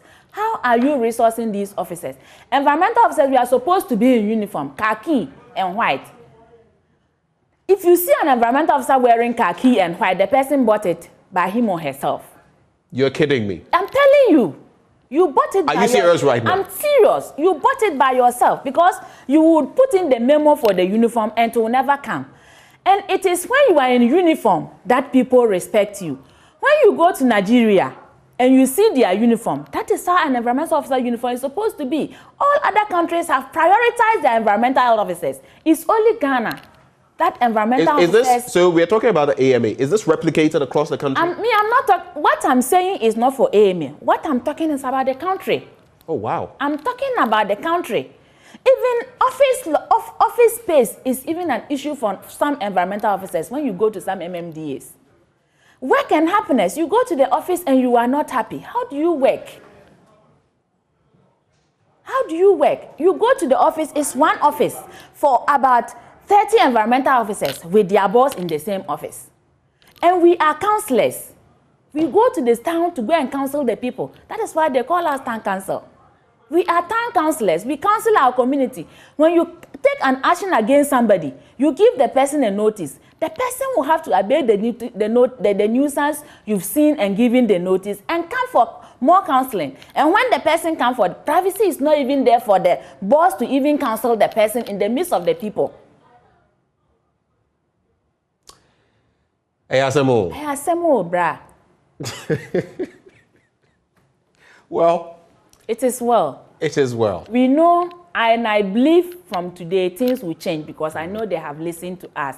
Oh, they watch us every day.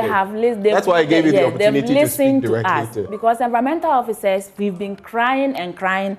They will come out with a policy and they will put Environmental Health and Sanitation Directory, local government. Meanwhile, there's nobody there. So what you've placed there, who is going to work on it? You understand? And to go, there are a lot of actions that are supposed to be taken at the local government ministry by the Director of Environmental Health. But everything will get there and to be stuck. Nobody will act on it. You are given a letter to go for a meeting, an intersectoral meeting, that you are supposed to be there to put in your voice for it to reflect. You get there, it gets to the ministry, there's nobody to act on it, and to lie there, it will rot.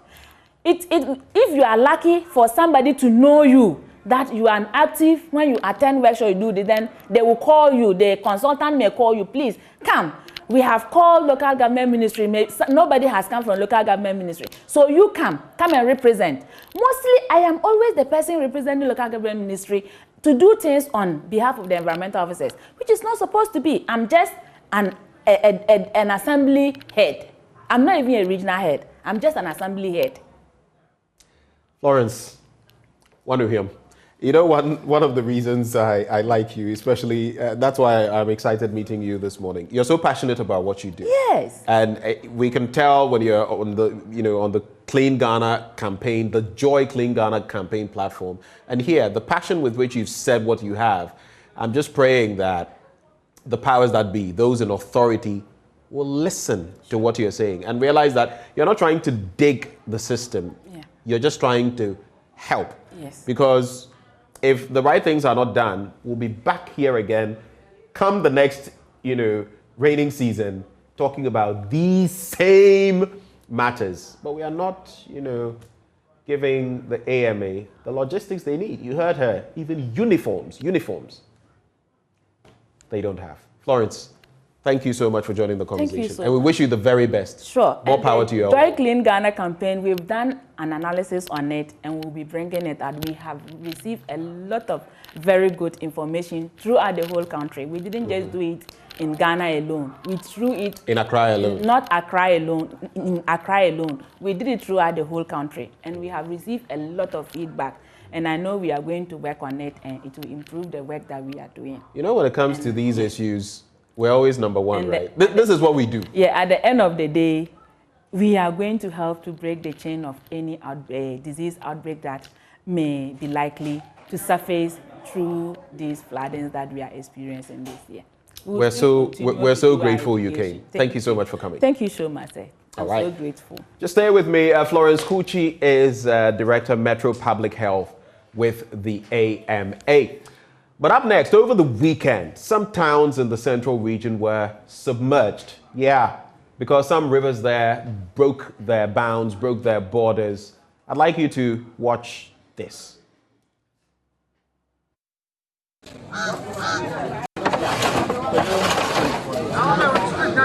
It's been 3 days of frustration, dejection, and helplessness for some people living in the central region. Many communities have been cut off as a result of either a collapsed bridge or a road leading to their community has caved in. Already, the body of one prison officer with the Ankafo prisons has been washed out of the marauding floods. He went missing on Saturday after the prison barracks were overtaken by floods.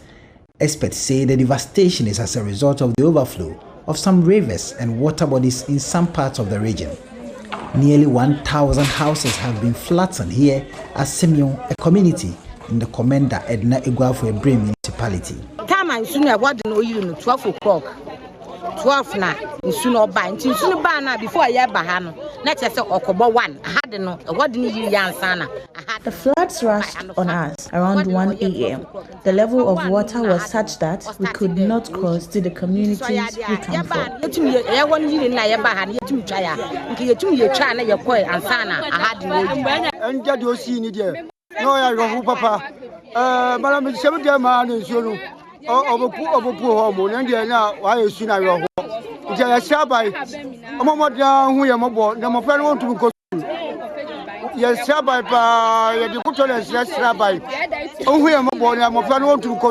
is not only Simeon, but towns like Entranwa, Abe, and Dutch Commander. These places are worse off. Some canoes have been procured and have been at work helping to salvage the little that's left.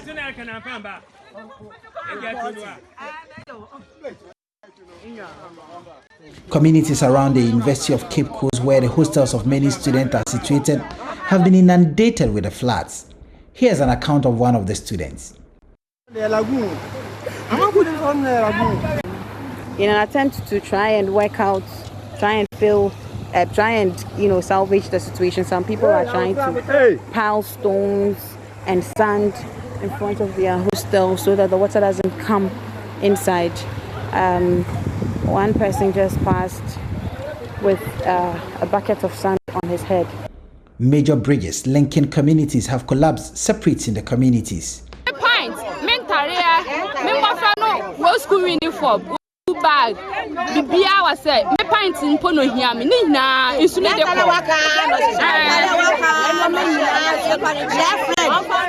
On Saturday, parts of the road linking the Cape Coast Jokwachifu Praso Road caved in, rendering the road inaccessible.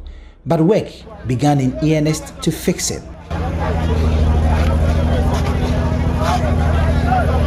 Director General of the National Disaster Management Organization, Nana Ajiman Prempe, is assuring a lot is being done by his outfit to deal with the situation. Well, looking at all the disasters, none of them is man-made disaster. See, they are natural disasters. And today with climate change, the rainfalls, you cannot do anything about it. The only thing is that we need to be careful with our sanitation system. Some of the places, the way we do waterways. Let me take this opportunity to appeal to Ghanaians that we're going to experience more rains, so we must all be careful. We must be on guard what is coming to happen to us. It's all over the world, Currently in West Africa, it is raining heavily. So if it is raining in Burkina Faso, we could expect that it will descend down to Ghana. We are here with some relief items to support them. Currently, they are in safe haven. They are in church, classroom blocks, churches, and mosques. Some of them have gone to live with their relatives and friends and others. So we are going to. Before I left Accra, I had a discussion with the road minister, and he made me aware that he's directed one of the leading contractors in the central region to immediately come to site. And when I got here, it is confirmed. The MP for Chufo Himan Lower Denchura, Bright Rekubrobe, says the fixing of the road comes as a huge relief to his constituents and other users of the road. he expects that the road would be open to traffic on Monday morning, considering the level of work that is going on. The road itself that has been washed away, and therefore, as you can see, boulders have been brought in. About 9 trucks this morning and last night, they've been brought in, and they are working so quick. I'm pretty sure even by close of day, they can open this up to traffic from the way they are running. I will appeal to residents to be calm. Some of these things happen to us in life, and thank God most of them have found places with relatives and so on. NADMO has also been here, as you have seen, with some relief items which we are going to donate to this person. So it's generally a bad news, not for us alone. If you look at the economy of Emmanuel Dejra to Ghana in general, all our food basket in the central region mostly are coming from this area. Tourism is cut off. What I'm praying is that we wouldn't get emergency very soon. Otherwise, the road that we've been asked to reroute is quite a distance. The regional minister, Justina Marigodasan, led a team to tour the affected areas. She says she will ensure that all loose ends are fixed. It was so pathetic, honestly. A lot of people have been displaced and we needed to rush it quickly. And thankfully we called on NADMO National, and they came in with the swiftness of what they alleged could grant to the region. And at 12 midnight, trucks of goods had arrived, and we are moving to the place to give relief items to the affected people. So we want to thank them very much. The flood has started receding in some areas, but water levels appear to be rising in other areas as well. On the Cape Coast Elmina Highway, precisely the Itre Bridge, where many rivers enter the sea, the water boils vigorously as it meanders its way into the sea. Reporting for Joy News, Richard Kwejenyako, Cape Coast.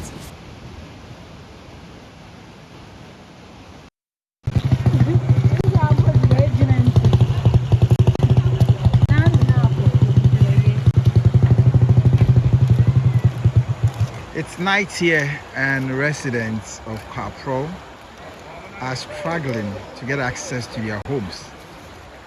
This is one of the ladies that's walking, removed the sandals, and is walking through the flood waters. They tell me that the water appears to have even receded, but in the morning it was so severe that none could cross to the community or come back to the University of Cape Coast.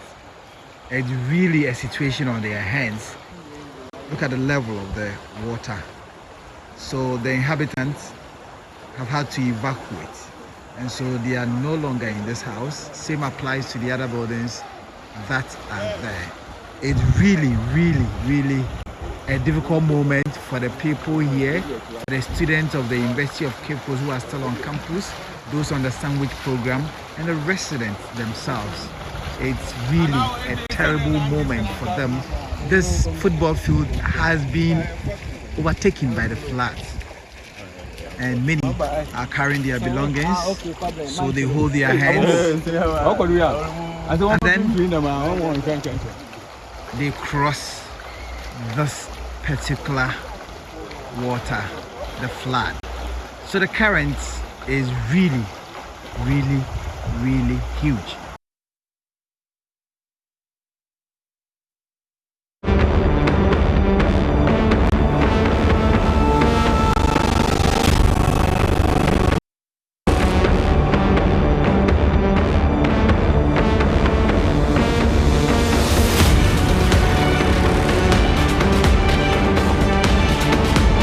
Hello there, thank you for staying on the AM show. Time now to go to the central region to get an update on what's happening there with regards to the floods this morning. Our man on the beat, Richard Kwejenyako, joins us via Zoom. Hello, Richard. I mean, it's a really devastating flooding situation that happened over the weekend. First off, tell us how those who've been affected are coping this morning.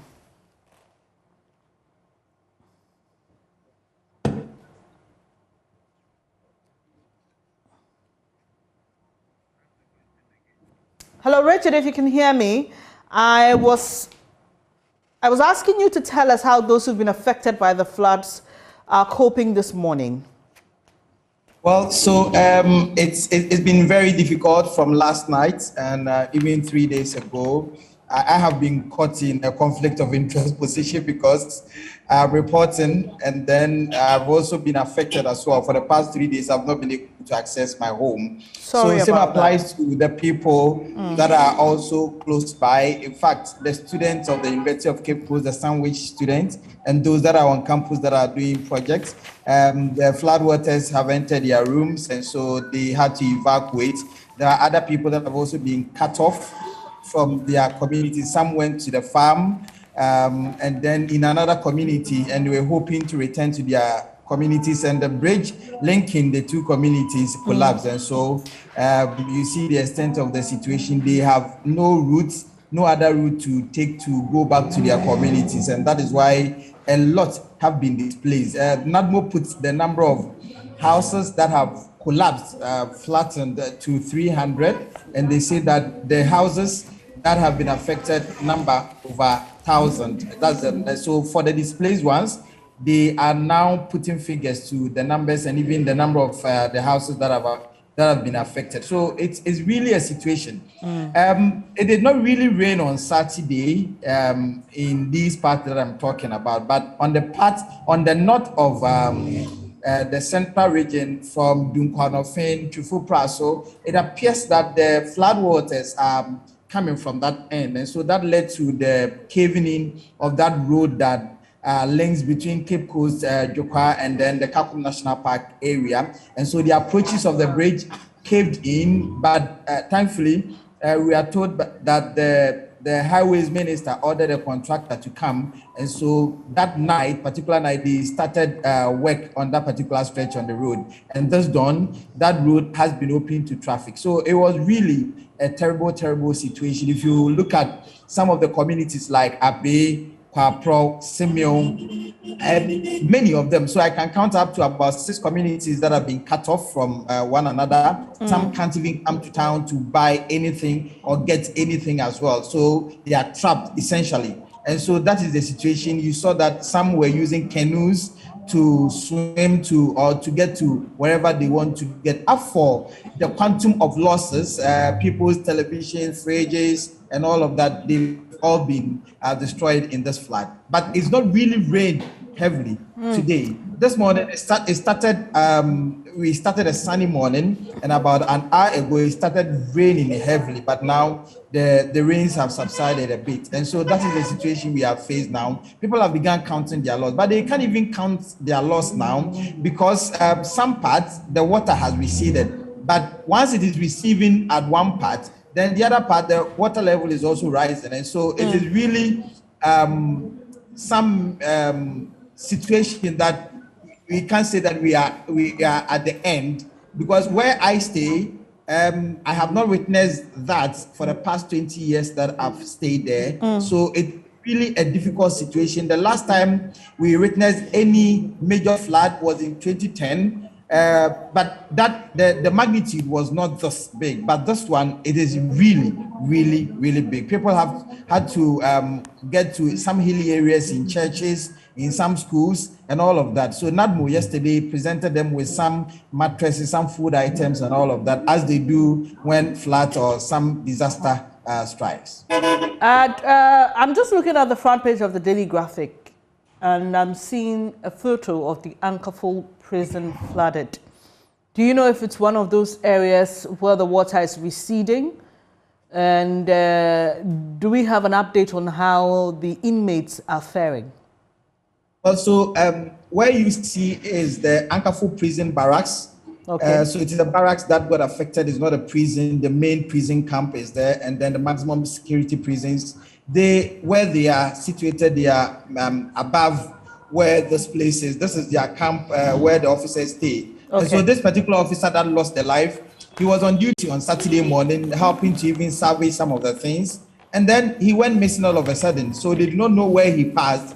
But yesterday, the body was found. And so it's one of the communities that has been badly hit. the road from Elmina Junction to Ankafo, it was completely cut off because the road also caved in at a certain point, and those that will go to Emisano Seminary, the place was inundated with floods. And so all of these places, so the places that I'm mentioning, they are very close to the Ankafo prisons, the Ankafo Nursing Training College, the Ankafo Psychiatric Hospital, and all of that. And then it's also close to the University of Cape Coast. And so these are the places that are badly hit.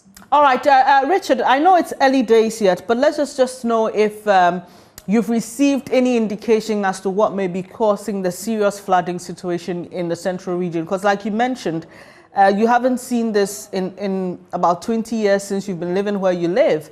In Accra, when we experienced recent flooding, some engineers attributed it to siting of buildings in waterways and new communities springing up in wetlands. Also, the issue about we not having enough or proper drainage systems. Has it been established in the central region case what could be the cause for the serious flooding we saw over the weekend? So as it stands now, there is no known established cause for this flood. Yes, people may have built on the ways of where wetlands are, where they are not supposed to be, but it might be a minimal cause of this flooding that occurred last Saturday, because the water, the floods, inundated the entire area. This is where some of the buildings that people, they say, have built on wetlands, they've been there for the past 6 years and nothing has really happened. So it might be a cause, it might be a contributory factor, but the bigger contributory factor, the experts are saying that it's about climate change, it's about the rivers breaking their banks and then, flooding the entire place. And so, yes, the siting of these, the improper planning and all of those things may account for this, but this has a major cause. And so they are yet to identify where the rivers that have overflowed their banks, where exactly they are and what will be done about it. But NADMO says that, well, people should be prepared for the worst because it appears that the rains are not stopping anytime soon. And there's a lot that would be happening. So they've told people that live on low-lying areas to get to the hilly areas so that they will be safe. And they have also told people that have built on water courses. I went to Kapro and then the entire area, so the water level was beyond the window level. So you see that if it is beyond the window level, no human being could stay in that particular place. Richard, I see that your feed is frozen, but I don't know if you can hear me. Can you hear me, Richard? Yes, I can hear you. Great. Dennis. Okay, so when we experienced some flooding in Accra last week and the week preceding it, we had some military officers moving into flooded areas and helping people get to safe zones. Did anything like that happen in the central region? Well, I only saw that when the NADMO Director General came to the central region, Cape Coast, and then was followed by some military officers, but they are not military officers that have been permanently stationed in these affected areas to help them evacuate or anything. It is the assemblies, it's become the responsibility of the assemblies in those areas. And there are two major assemblies that are affected now. The Commander Naigwa Fabrim, that is one of the biggest constituencies or the municipalities we have in the region. And then Cape Coast. But Cape Coast, it is not all the parts of Cape Coast, just a part, the northern part of Cape Coast that is usually affected in this. But the other areas in the Cape Coast South, for instance, they're not really affected because the flood waters are not passing through. You know, it has only one channel. If you are traveling from Cape Coast to Elmina, there is a bridge called the Itre Bridge, and that is where the water, the rivers are supposed to merge into the sea. And that place is also even getting full, and the sea level is also rising. So I have not really seen military men that are on the ground like I saw in Accra, but I think that today the roads minister will be here shortly to inspect some of the major roads that have been done. I do not know whether there's other points that the military and the other personnel would be detailed to look at, to help the people salvage their items and then to help them also get some relief.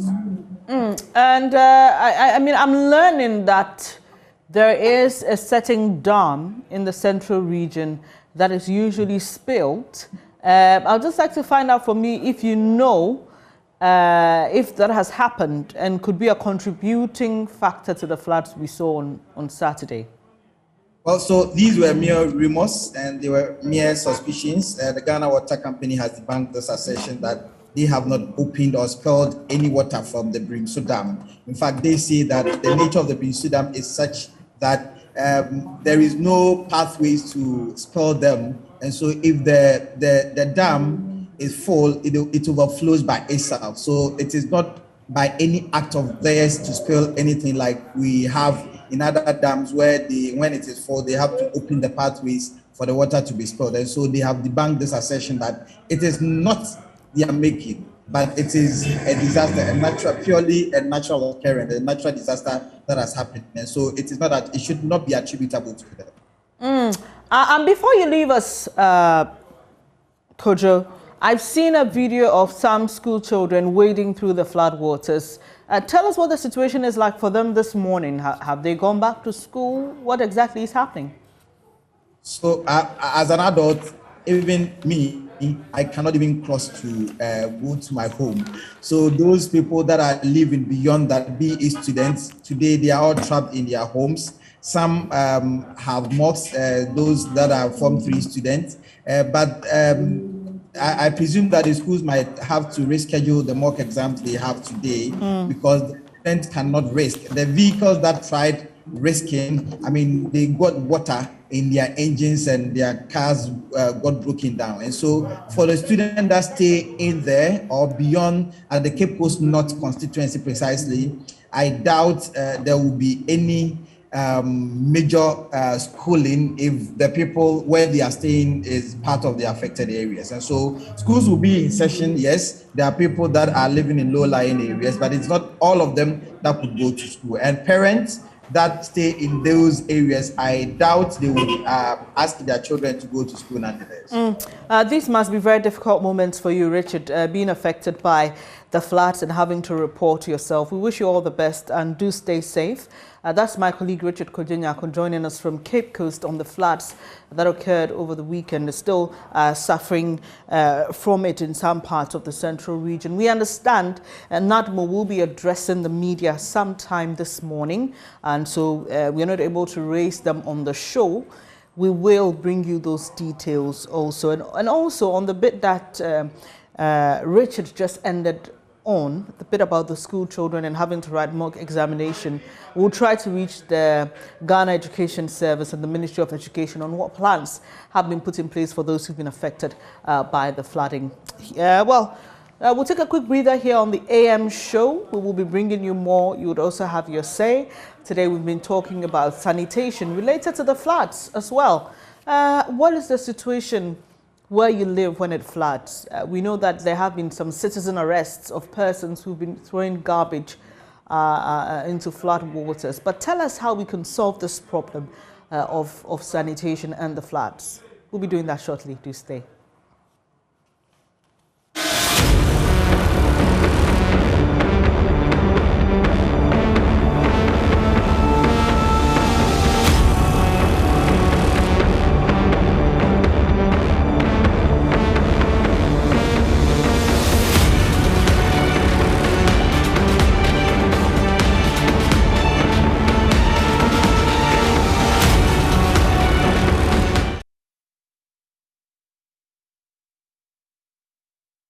Hey, guess who is here? Benjamin Akakwo. Today I get to introduce you. How are you doing?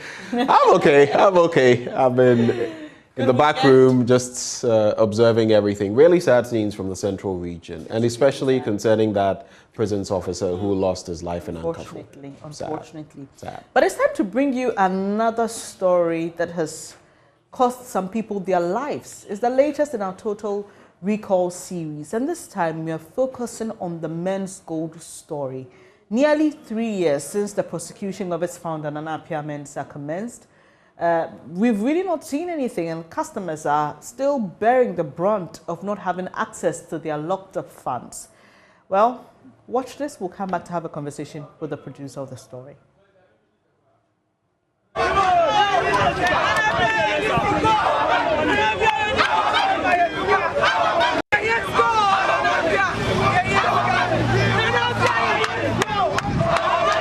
In July 2019, state prosecutors filed charges including defrauding by false pretenses against CEO of the defunct company, Nana Mensah, aka Nam1. This was after he had returned from the United Arab Emirates, where he had been in custody for months. To assist us make full recovery of the amount owed Menzgold by Horizon Royal Diamond in Dubai.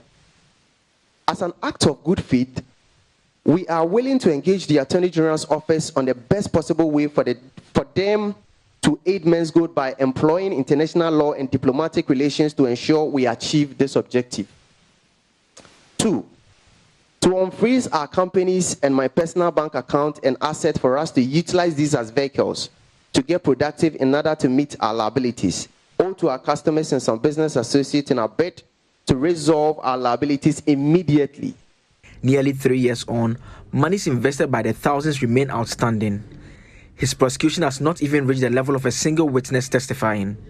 The case has seen more than 15 adjournments, with prosecutors constantly asking for more. Stephen Abuaji's hope keeps deteriorating. He's one person whose life will never be the same. A friend told me about it, that this what has come to the system, that thing is very fine, so I should put myself into it to help me. Even the car that is using at the workplace is the same Menzgold money, so I should try my best and do like 6 months and see what will happen. And then I go to my bank. I invested at Commercial and then Access Bank, so I went there to withdraw all my money there, and then I withdrew to go and buy the gold chips to Menzgold. I mean, were you not worried about whether this is a company that you could trust, whether it is registered? Were you not worried about all those issues? I'm somebody that I used to do more investigations, but what touches my heart that I put my money is the time that the guy was helping GFA, and then he was conniving with the president. You know, I see everything was genuinely. That's the motive purpose that I invested in Menzgold.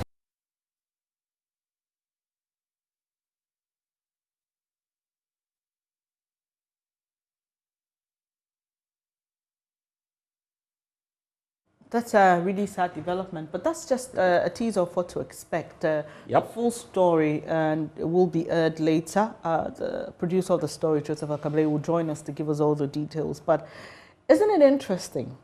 3 years on, people's money. 3 years. So imagine if someone had, say, 100,000 locked up in there. People had their life savings locked up. And some people have died over time. Oh, yeah. So what happens to those people? What happens to their claims? I actually remember... Maybe family members will continue the fight.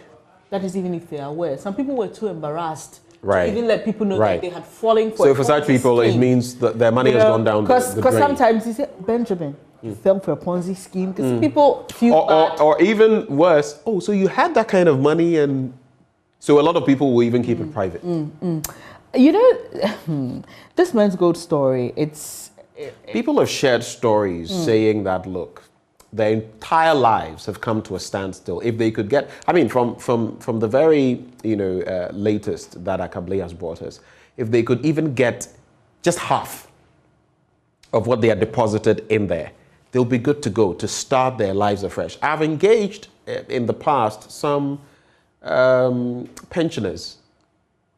Some of them have died. Yeah.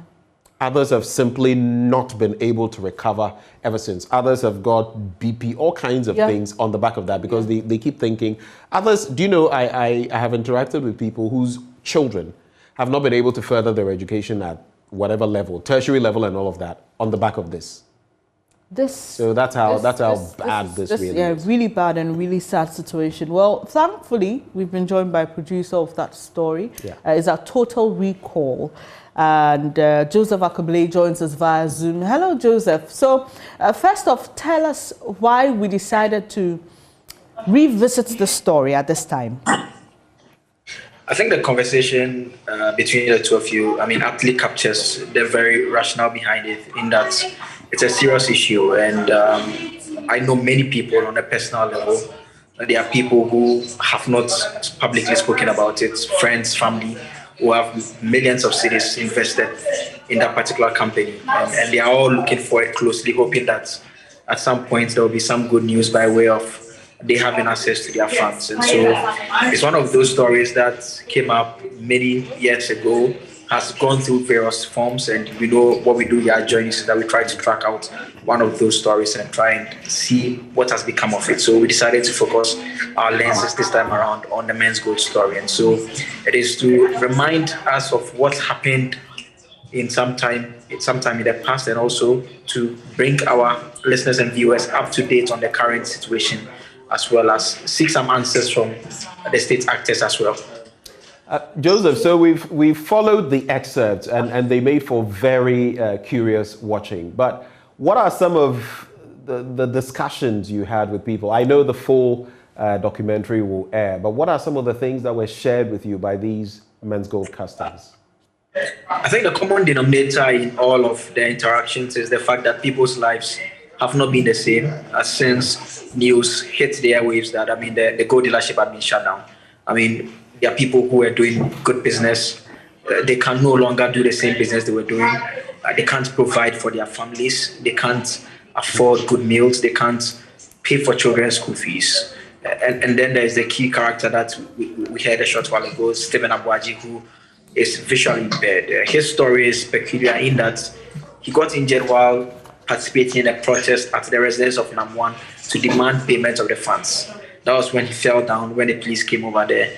And so that's how he suffered this injury. He needed money for surgery. He has about 108,000 cedis locked up. The other gentleman whose business has been affected, he has about 350,000 cedis locked up. And so the common denominator obviously is changed lives, that of hope, that of regret. With some minimum expectation that some miracle of sorts will happen. And we know, we've heard from the government directly make the point that they are not going to do a bailout like they did in the case of the banks. And so, their little expectation is that the prosecution should end somewhere, but we all know how that is also turning up in the courts. Joseph, usually when you interact with people like this, or you put together a documentary like this, something stays with you, sticks with you. As far as this is concerned, yes, you've shared these stories. What is that one thing that will stick with you on the back of putting this together? I think the lesson from the entire thing will be that, we all need to be totally careful with what investment choices we make. And that's what stuck out for me. And it's the single question I asked each of those we interacted with about what the lesson has been. And they all give the same response, that they need to be mindful. And for some of them, a lot of people tend to think that those who invested in Menzgold were naturally people who were greedy or were careless investors. But some of them, these were people who were traditionally investing in very safe instruments. And some even, they invested in bits. So those who have 350,000, they didn't send 350,000 cedis there. They sent very little amounts because they were very cautious investors and they were getting their returns. It was from getting those returns that they decided to go in full scale. And so that is a lesson that stuck for me, and that is what they also urged on me, that we really need to be mindful of what investment choices we make, else we risk changing our lives for good. And so I will be wrapping this up quickly, but Joseph, one of the things that incenses those who've been affected by the Menzgold scandal has to do with how the owner of the dealership firm is still freely moving around, and even though there's a court case, they're not seeing a lot come out of it, even though that gave them some little hope. Without giving too much away, tell us what the Attorney General's Department is saying about this, even if they've spoken at all. In fact, the information we have from them is to the effect that the dockets, and that is a summary of the evidence that has been compiled by the police prosecutors and presented to the AG's office for advice. We are told that there are challenges with it that requires fine-tuning, and so that is what has accounted for the delay with this particular case. And so the understanding is that they hope to correct those things, and hopefully the advice will be given. But it's amazing. I've not come in any case that for 3 years, the state is yet to do disclosures, and the state hasn't called a single witness. All the state has done in the 3 years is to amend charges and ask for more time, and ask for more time, and ask for more time without calling a single witness. I've not encountered anything like this in the years covering the courts. Finally, Joseph, tell us what time we can watch this full piece you've put together, and what other avenues we can access it. So first, the full, there will be bits and pieces of it. There's various stories on it on our various bulletins. So in a couple of minutes' time on the news desk, we'll be sharing a bit more detail than what we brought our viewers a short while ago. Then also at 3 p.m. on the Pulse, the full feature or documentary, if you want to put it that way, will also be airing at 3 p.m. on the Pulse. Then at 8:30 p.m. again, our viewers will have the opportunity to watch it in full again. Then tomorrow on Super Morning Show at 8:30 a.m., there would also be the full documentary as well. So it's also available online. In fact, we've just published just in the last couple of minutes. And so those who will not want to wait, you can have access to it online as well. Great work, Joseph Akablade. Yeah, and I wanted to re-echo that as well, reiterate that. Very good work on this one, Joseph. Feather in your cap.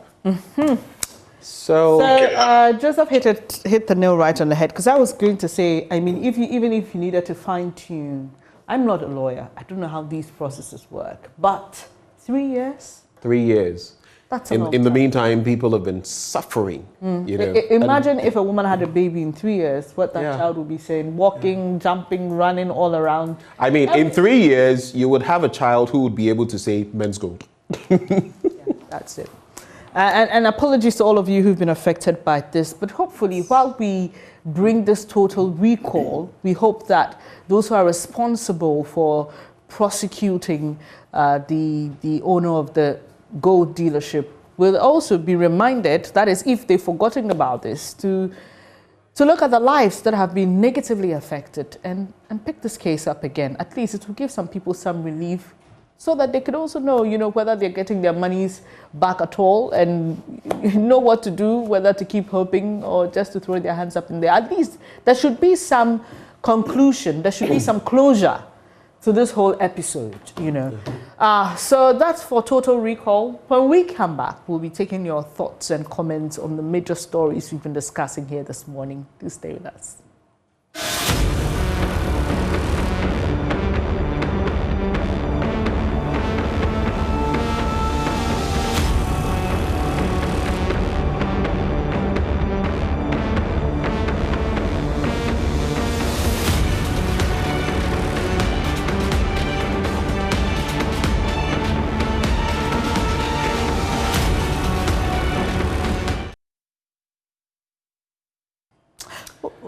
Well, here we are again, back to interact with you. But before we get into that, we might as well get into this first. We're talking about flooding. And we had Florence Kuchi of the AMA here talking about some of the challenges they face. Bernice, we also have these details to look at. Exactly. So we're just showing you the Ministry of Sanitation and Water Resources budgetary allocations from 2017 to 2022, and it's in million Ghana cedis. Okay, so in 2017 it was 256 million Ghana cedis. In 2018 there was a drop to 184. We went up again in 2019, 247, but since 2019 it's seen a steady increase. A steady increase. 2020 was 360 million Ghana cedis. 2021 561 million Ghana cedis, and 2022 801. It's almost fourfold what we saw in 2017. It is actually fourfold plus what we saw in 2018. But the question is, on the back of all this, what are the changes we've seen? Exactly. It would be interesting to see. This is not an extraneous matter, but open defecation, for example, falls right under Cecilia Abnadapa's purview. It would be interesting to know what gains we have made in that respect. So call us now. The phone number will be rolling at the bottom of your screen. We've spoken about flooding, Central Region, Greater Accra Region, among other matters. Yeah, we just did our total recall on the Menzgold issue. Let us know what you think about this delay, 3 years. Someone will ask, what have we been doing with that time? Well, our court correspondent just told us the Attorney General's reasons for the delay. Right. Does it sit well with you? Are you convinced? Just call us, let us know what you think.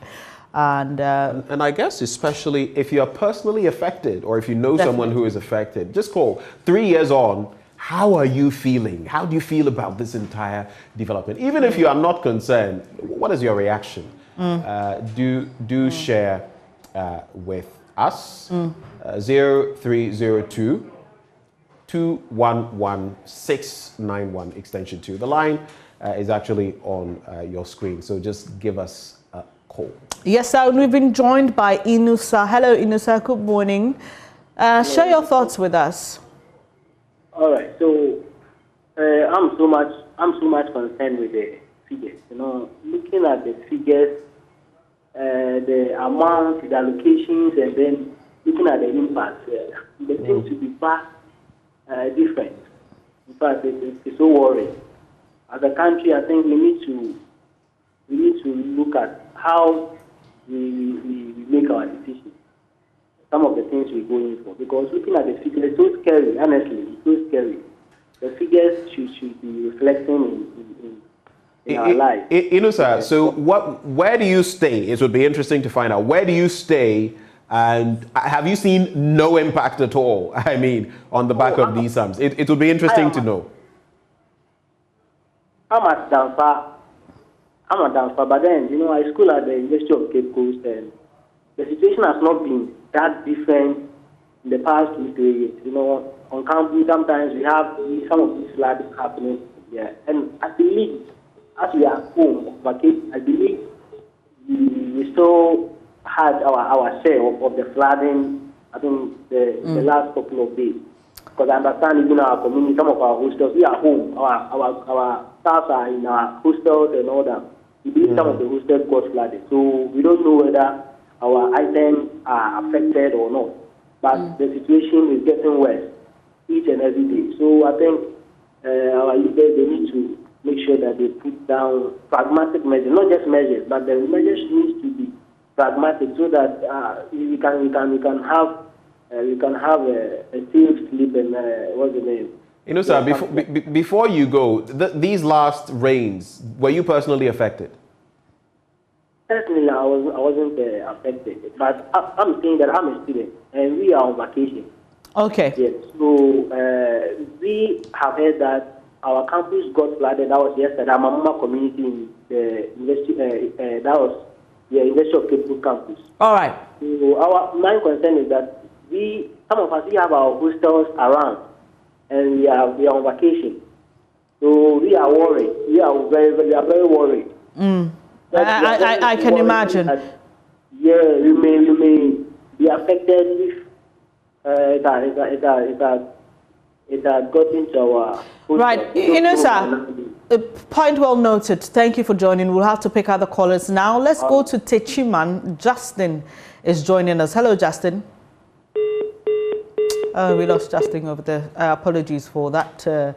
But our first caller was basically concerned about the figures we put up in terms of budgetary allocation to the Sanitation Ministry.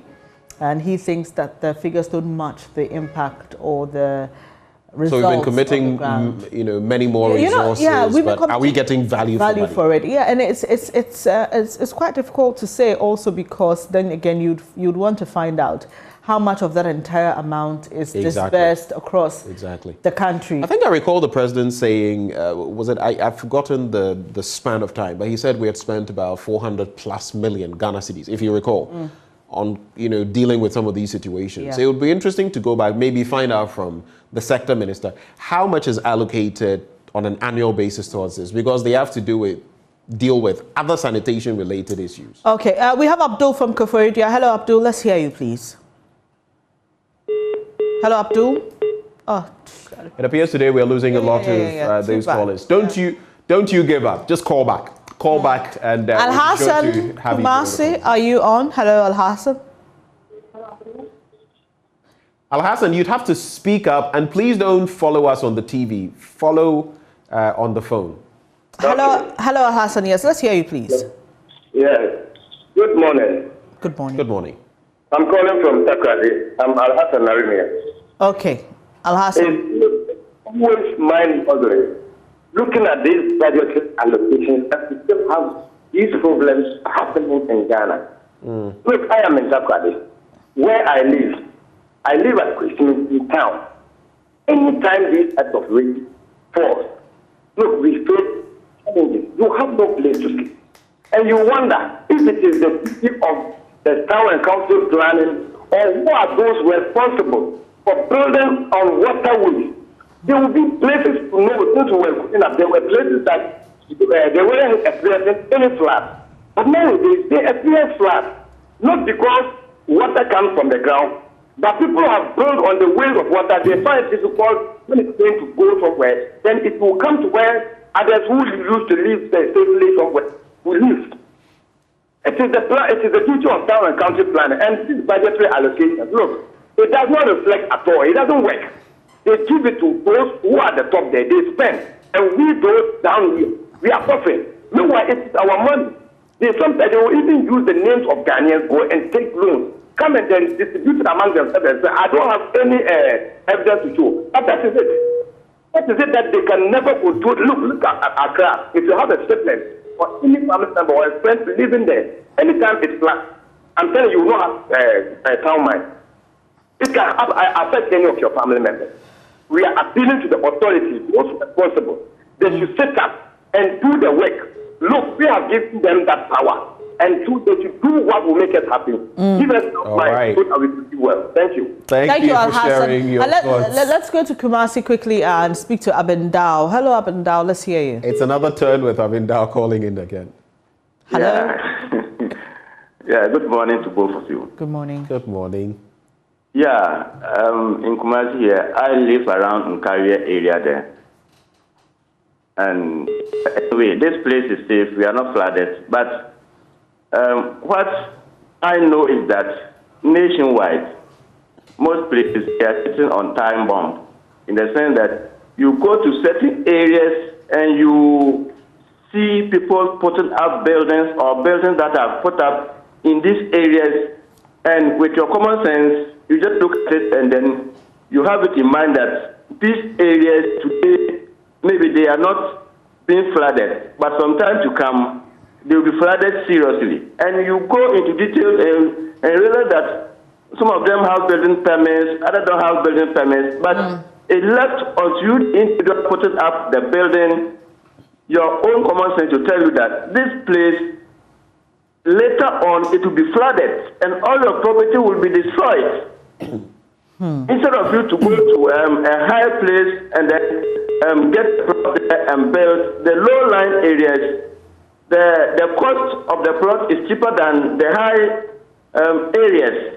And me in particular, whenever I go to a place to rent a room or accommodation, I select these areas. So if the place or the building is on a lowland area, I'll never rent, because I have suspicion that one day the place will be flooded and all my property will be destroyed, and therefore I will not rent it. But others go ahead and then rent it, and then during the rainy season, then their property will be destroyed. All right, Abendao, your point is well noted.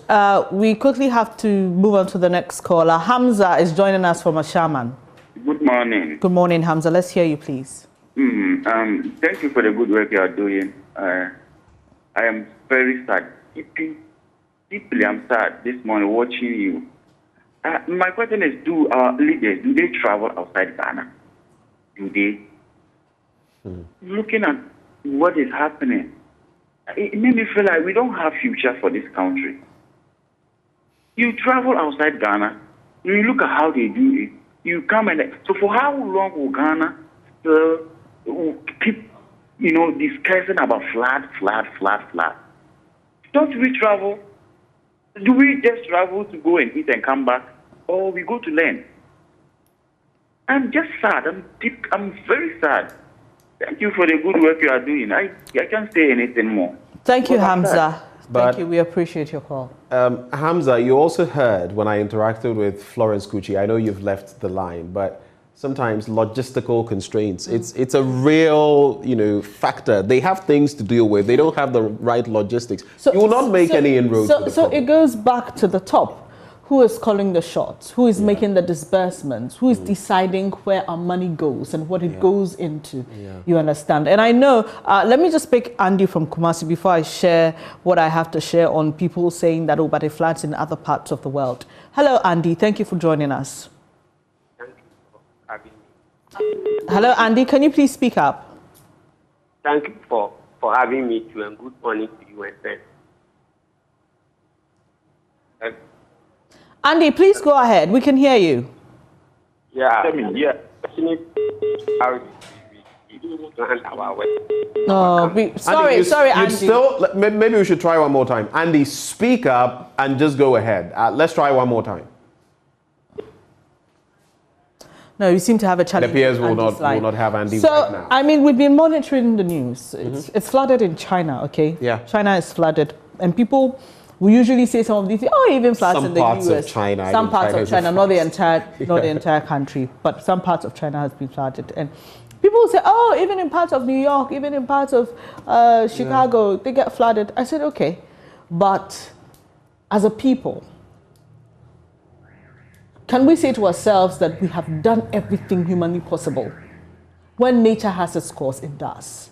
We must look at, the circumstances under which these places flood. It is totally out of the control of anybody. It's purely force majeure situation. Here, it is a situation we can deal with, and we don't.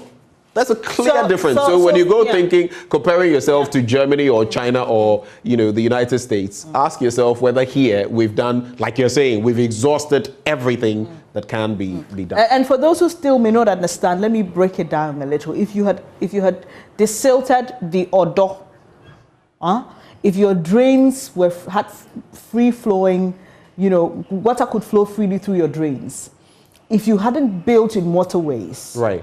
If you hadn't degraded the land, if you hadn't, and today you were discussing that. If you hadn't built in places you shouldn't, apart from on waterways. Yes, and also put tiled everywhere so that the earth cannot even absorb the water. Yeah. People shouldn't even be able to do that, but they are doing it. So if all those things were not there and we were still getting flooded, then we could say, okay, then maybe nature doesn't. If we had resourced the AMA and our metropolitan assemblies. Well, let's go to Kumasi again. Rutherford is joining us. Hello, Rutherford. Let's hear you.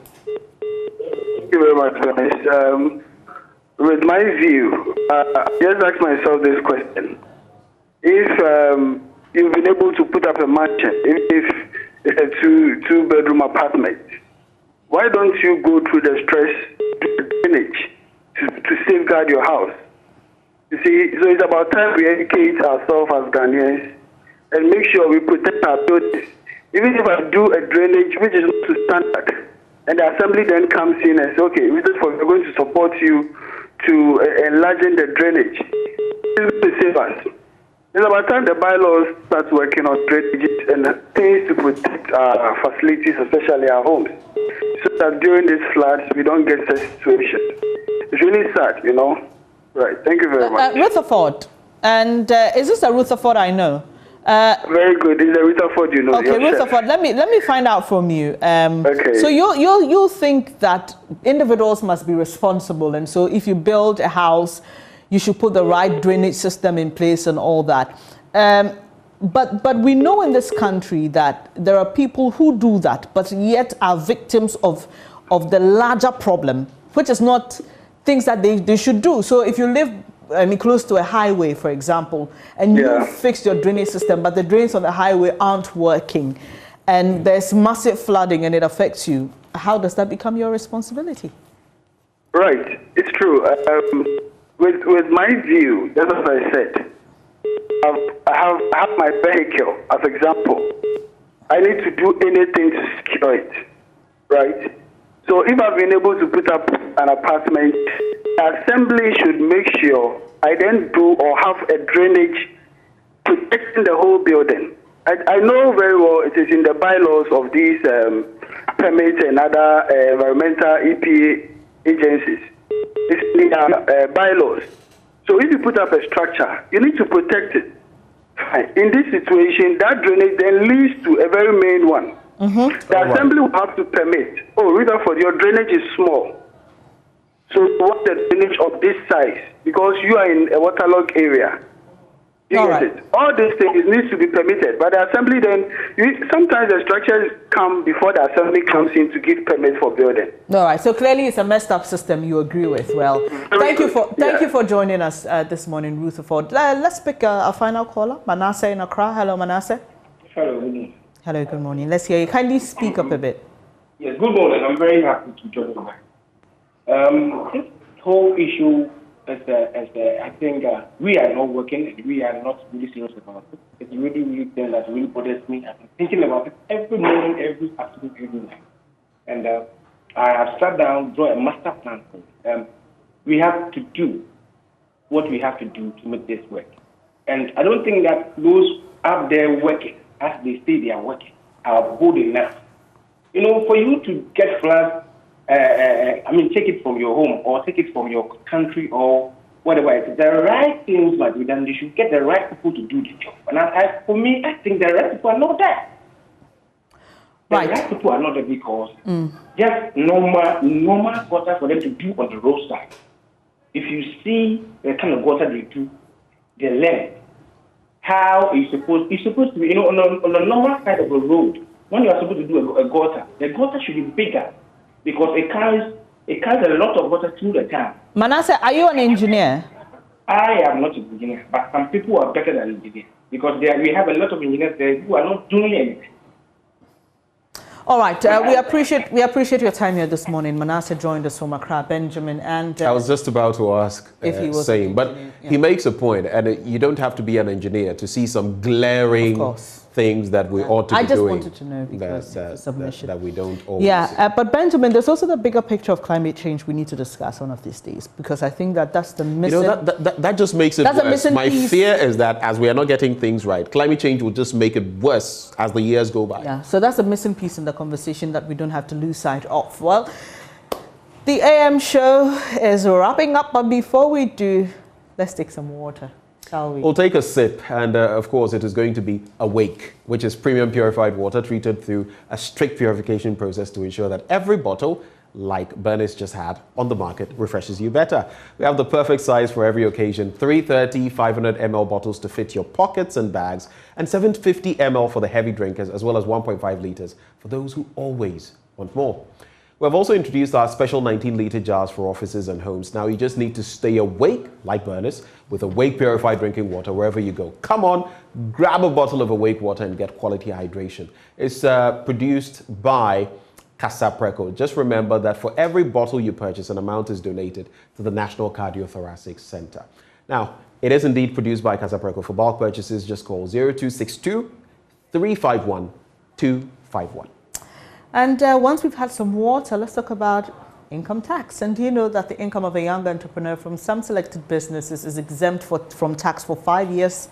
Yes, any young entrepreneur engaged in manufacturing, information and communications technology, agro-processing, energy production, waste processing, tourism and creative art, horticulture and medicinal plants does not need to pay income tax on these activities for their first 5 years of operation. A young entrepreneur engaged in business that enjoys an initial 5-year concession benefits from the following applicable tax rates for an additional 5 years. Accra and Tema, 15%. Other regional capitals outside the 3 northern regions, 12.5%. Outside other regional capitals, 10%. The 3 northern regions, 5%. And for further clarity and information, do contact your nearest GRA office. Ghana Revenue Authority, integrity, fairness and service. And just so you know, in addition, that Ghana has developed double taxation treaties with United Kingdom, Belgium, Denmark, France, Germany, Italy, and many other countries for the relief from double taxation on income arising in Ghana. Now, here's what happens. Taxpayers benefit from tax credit facilities under the double taxation treaty. And so that's just so you know.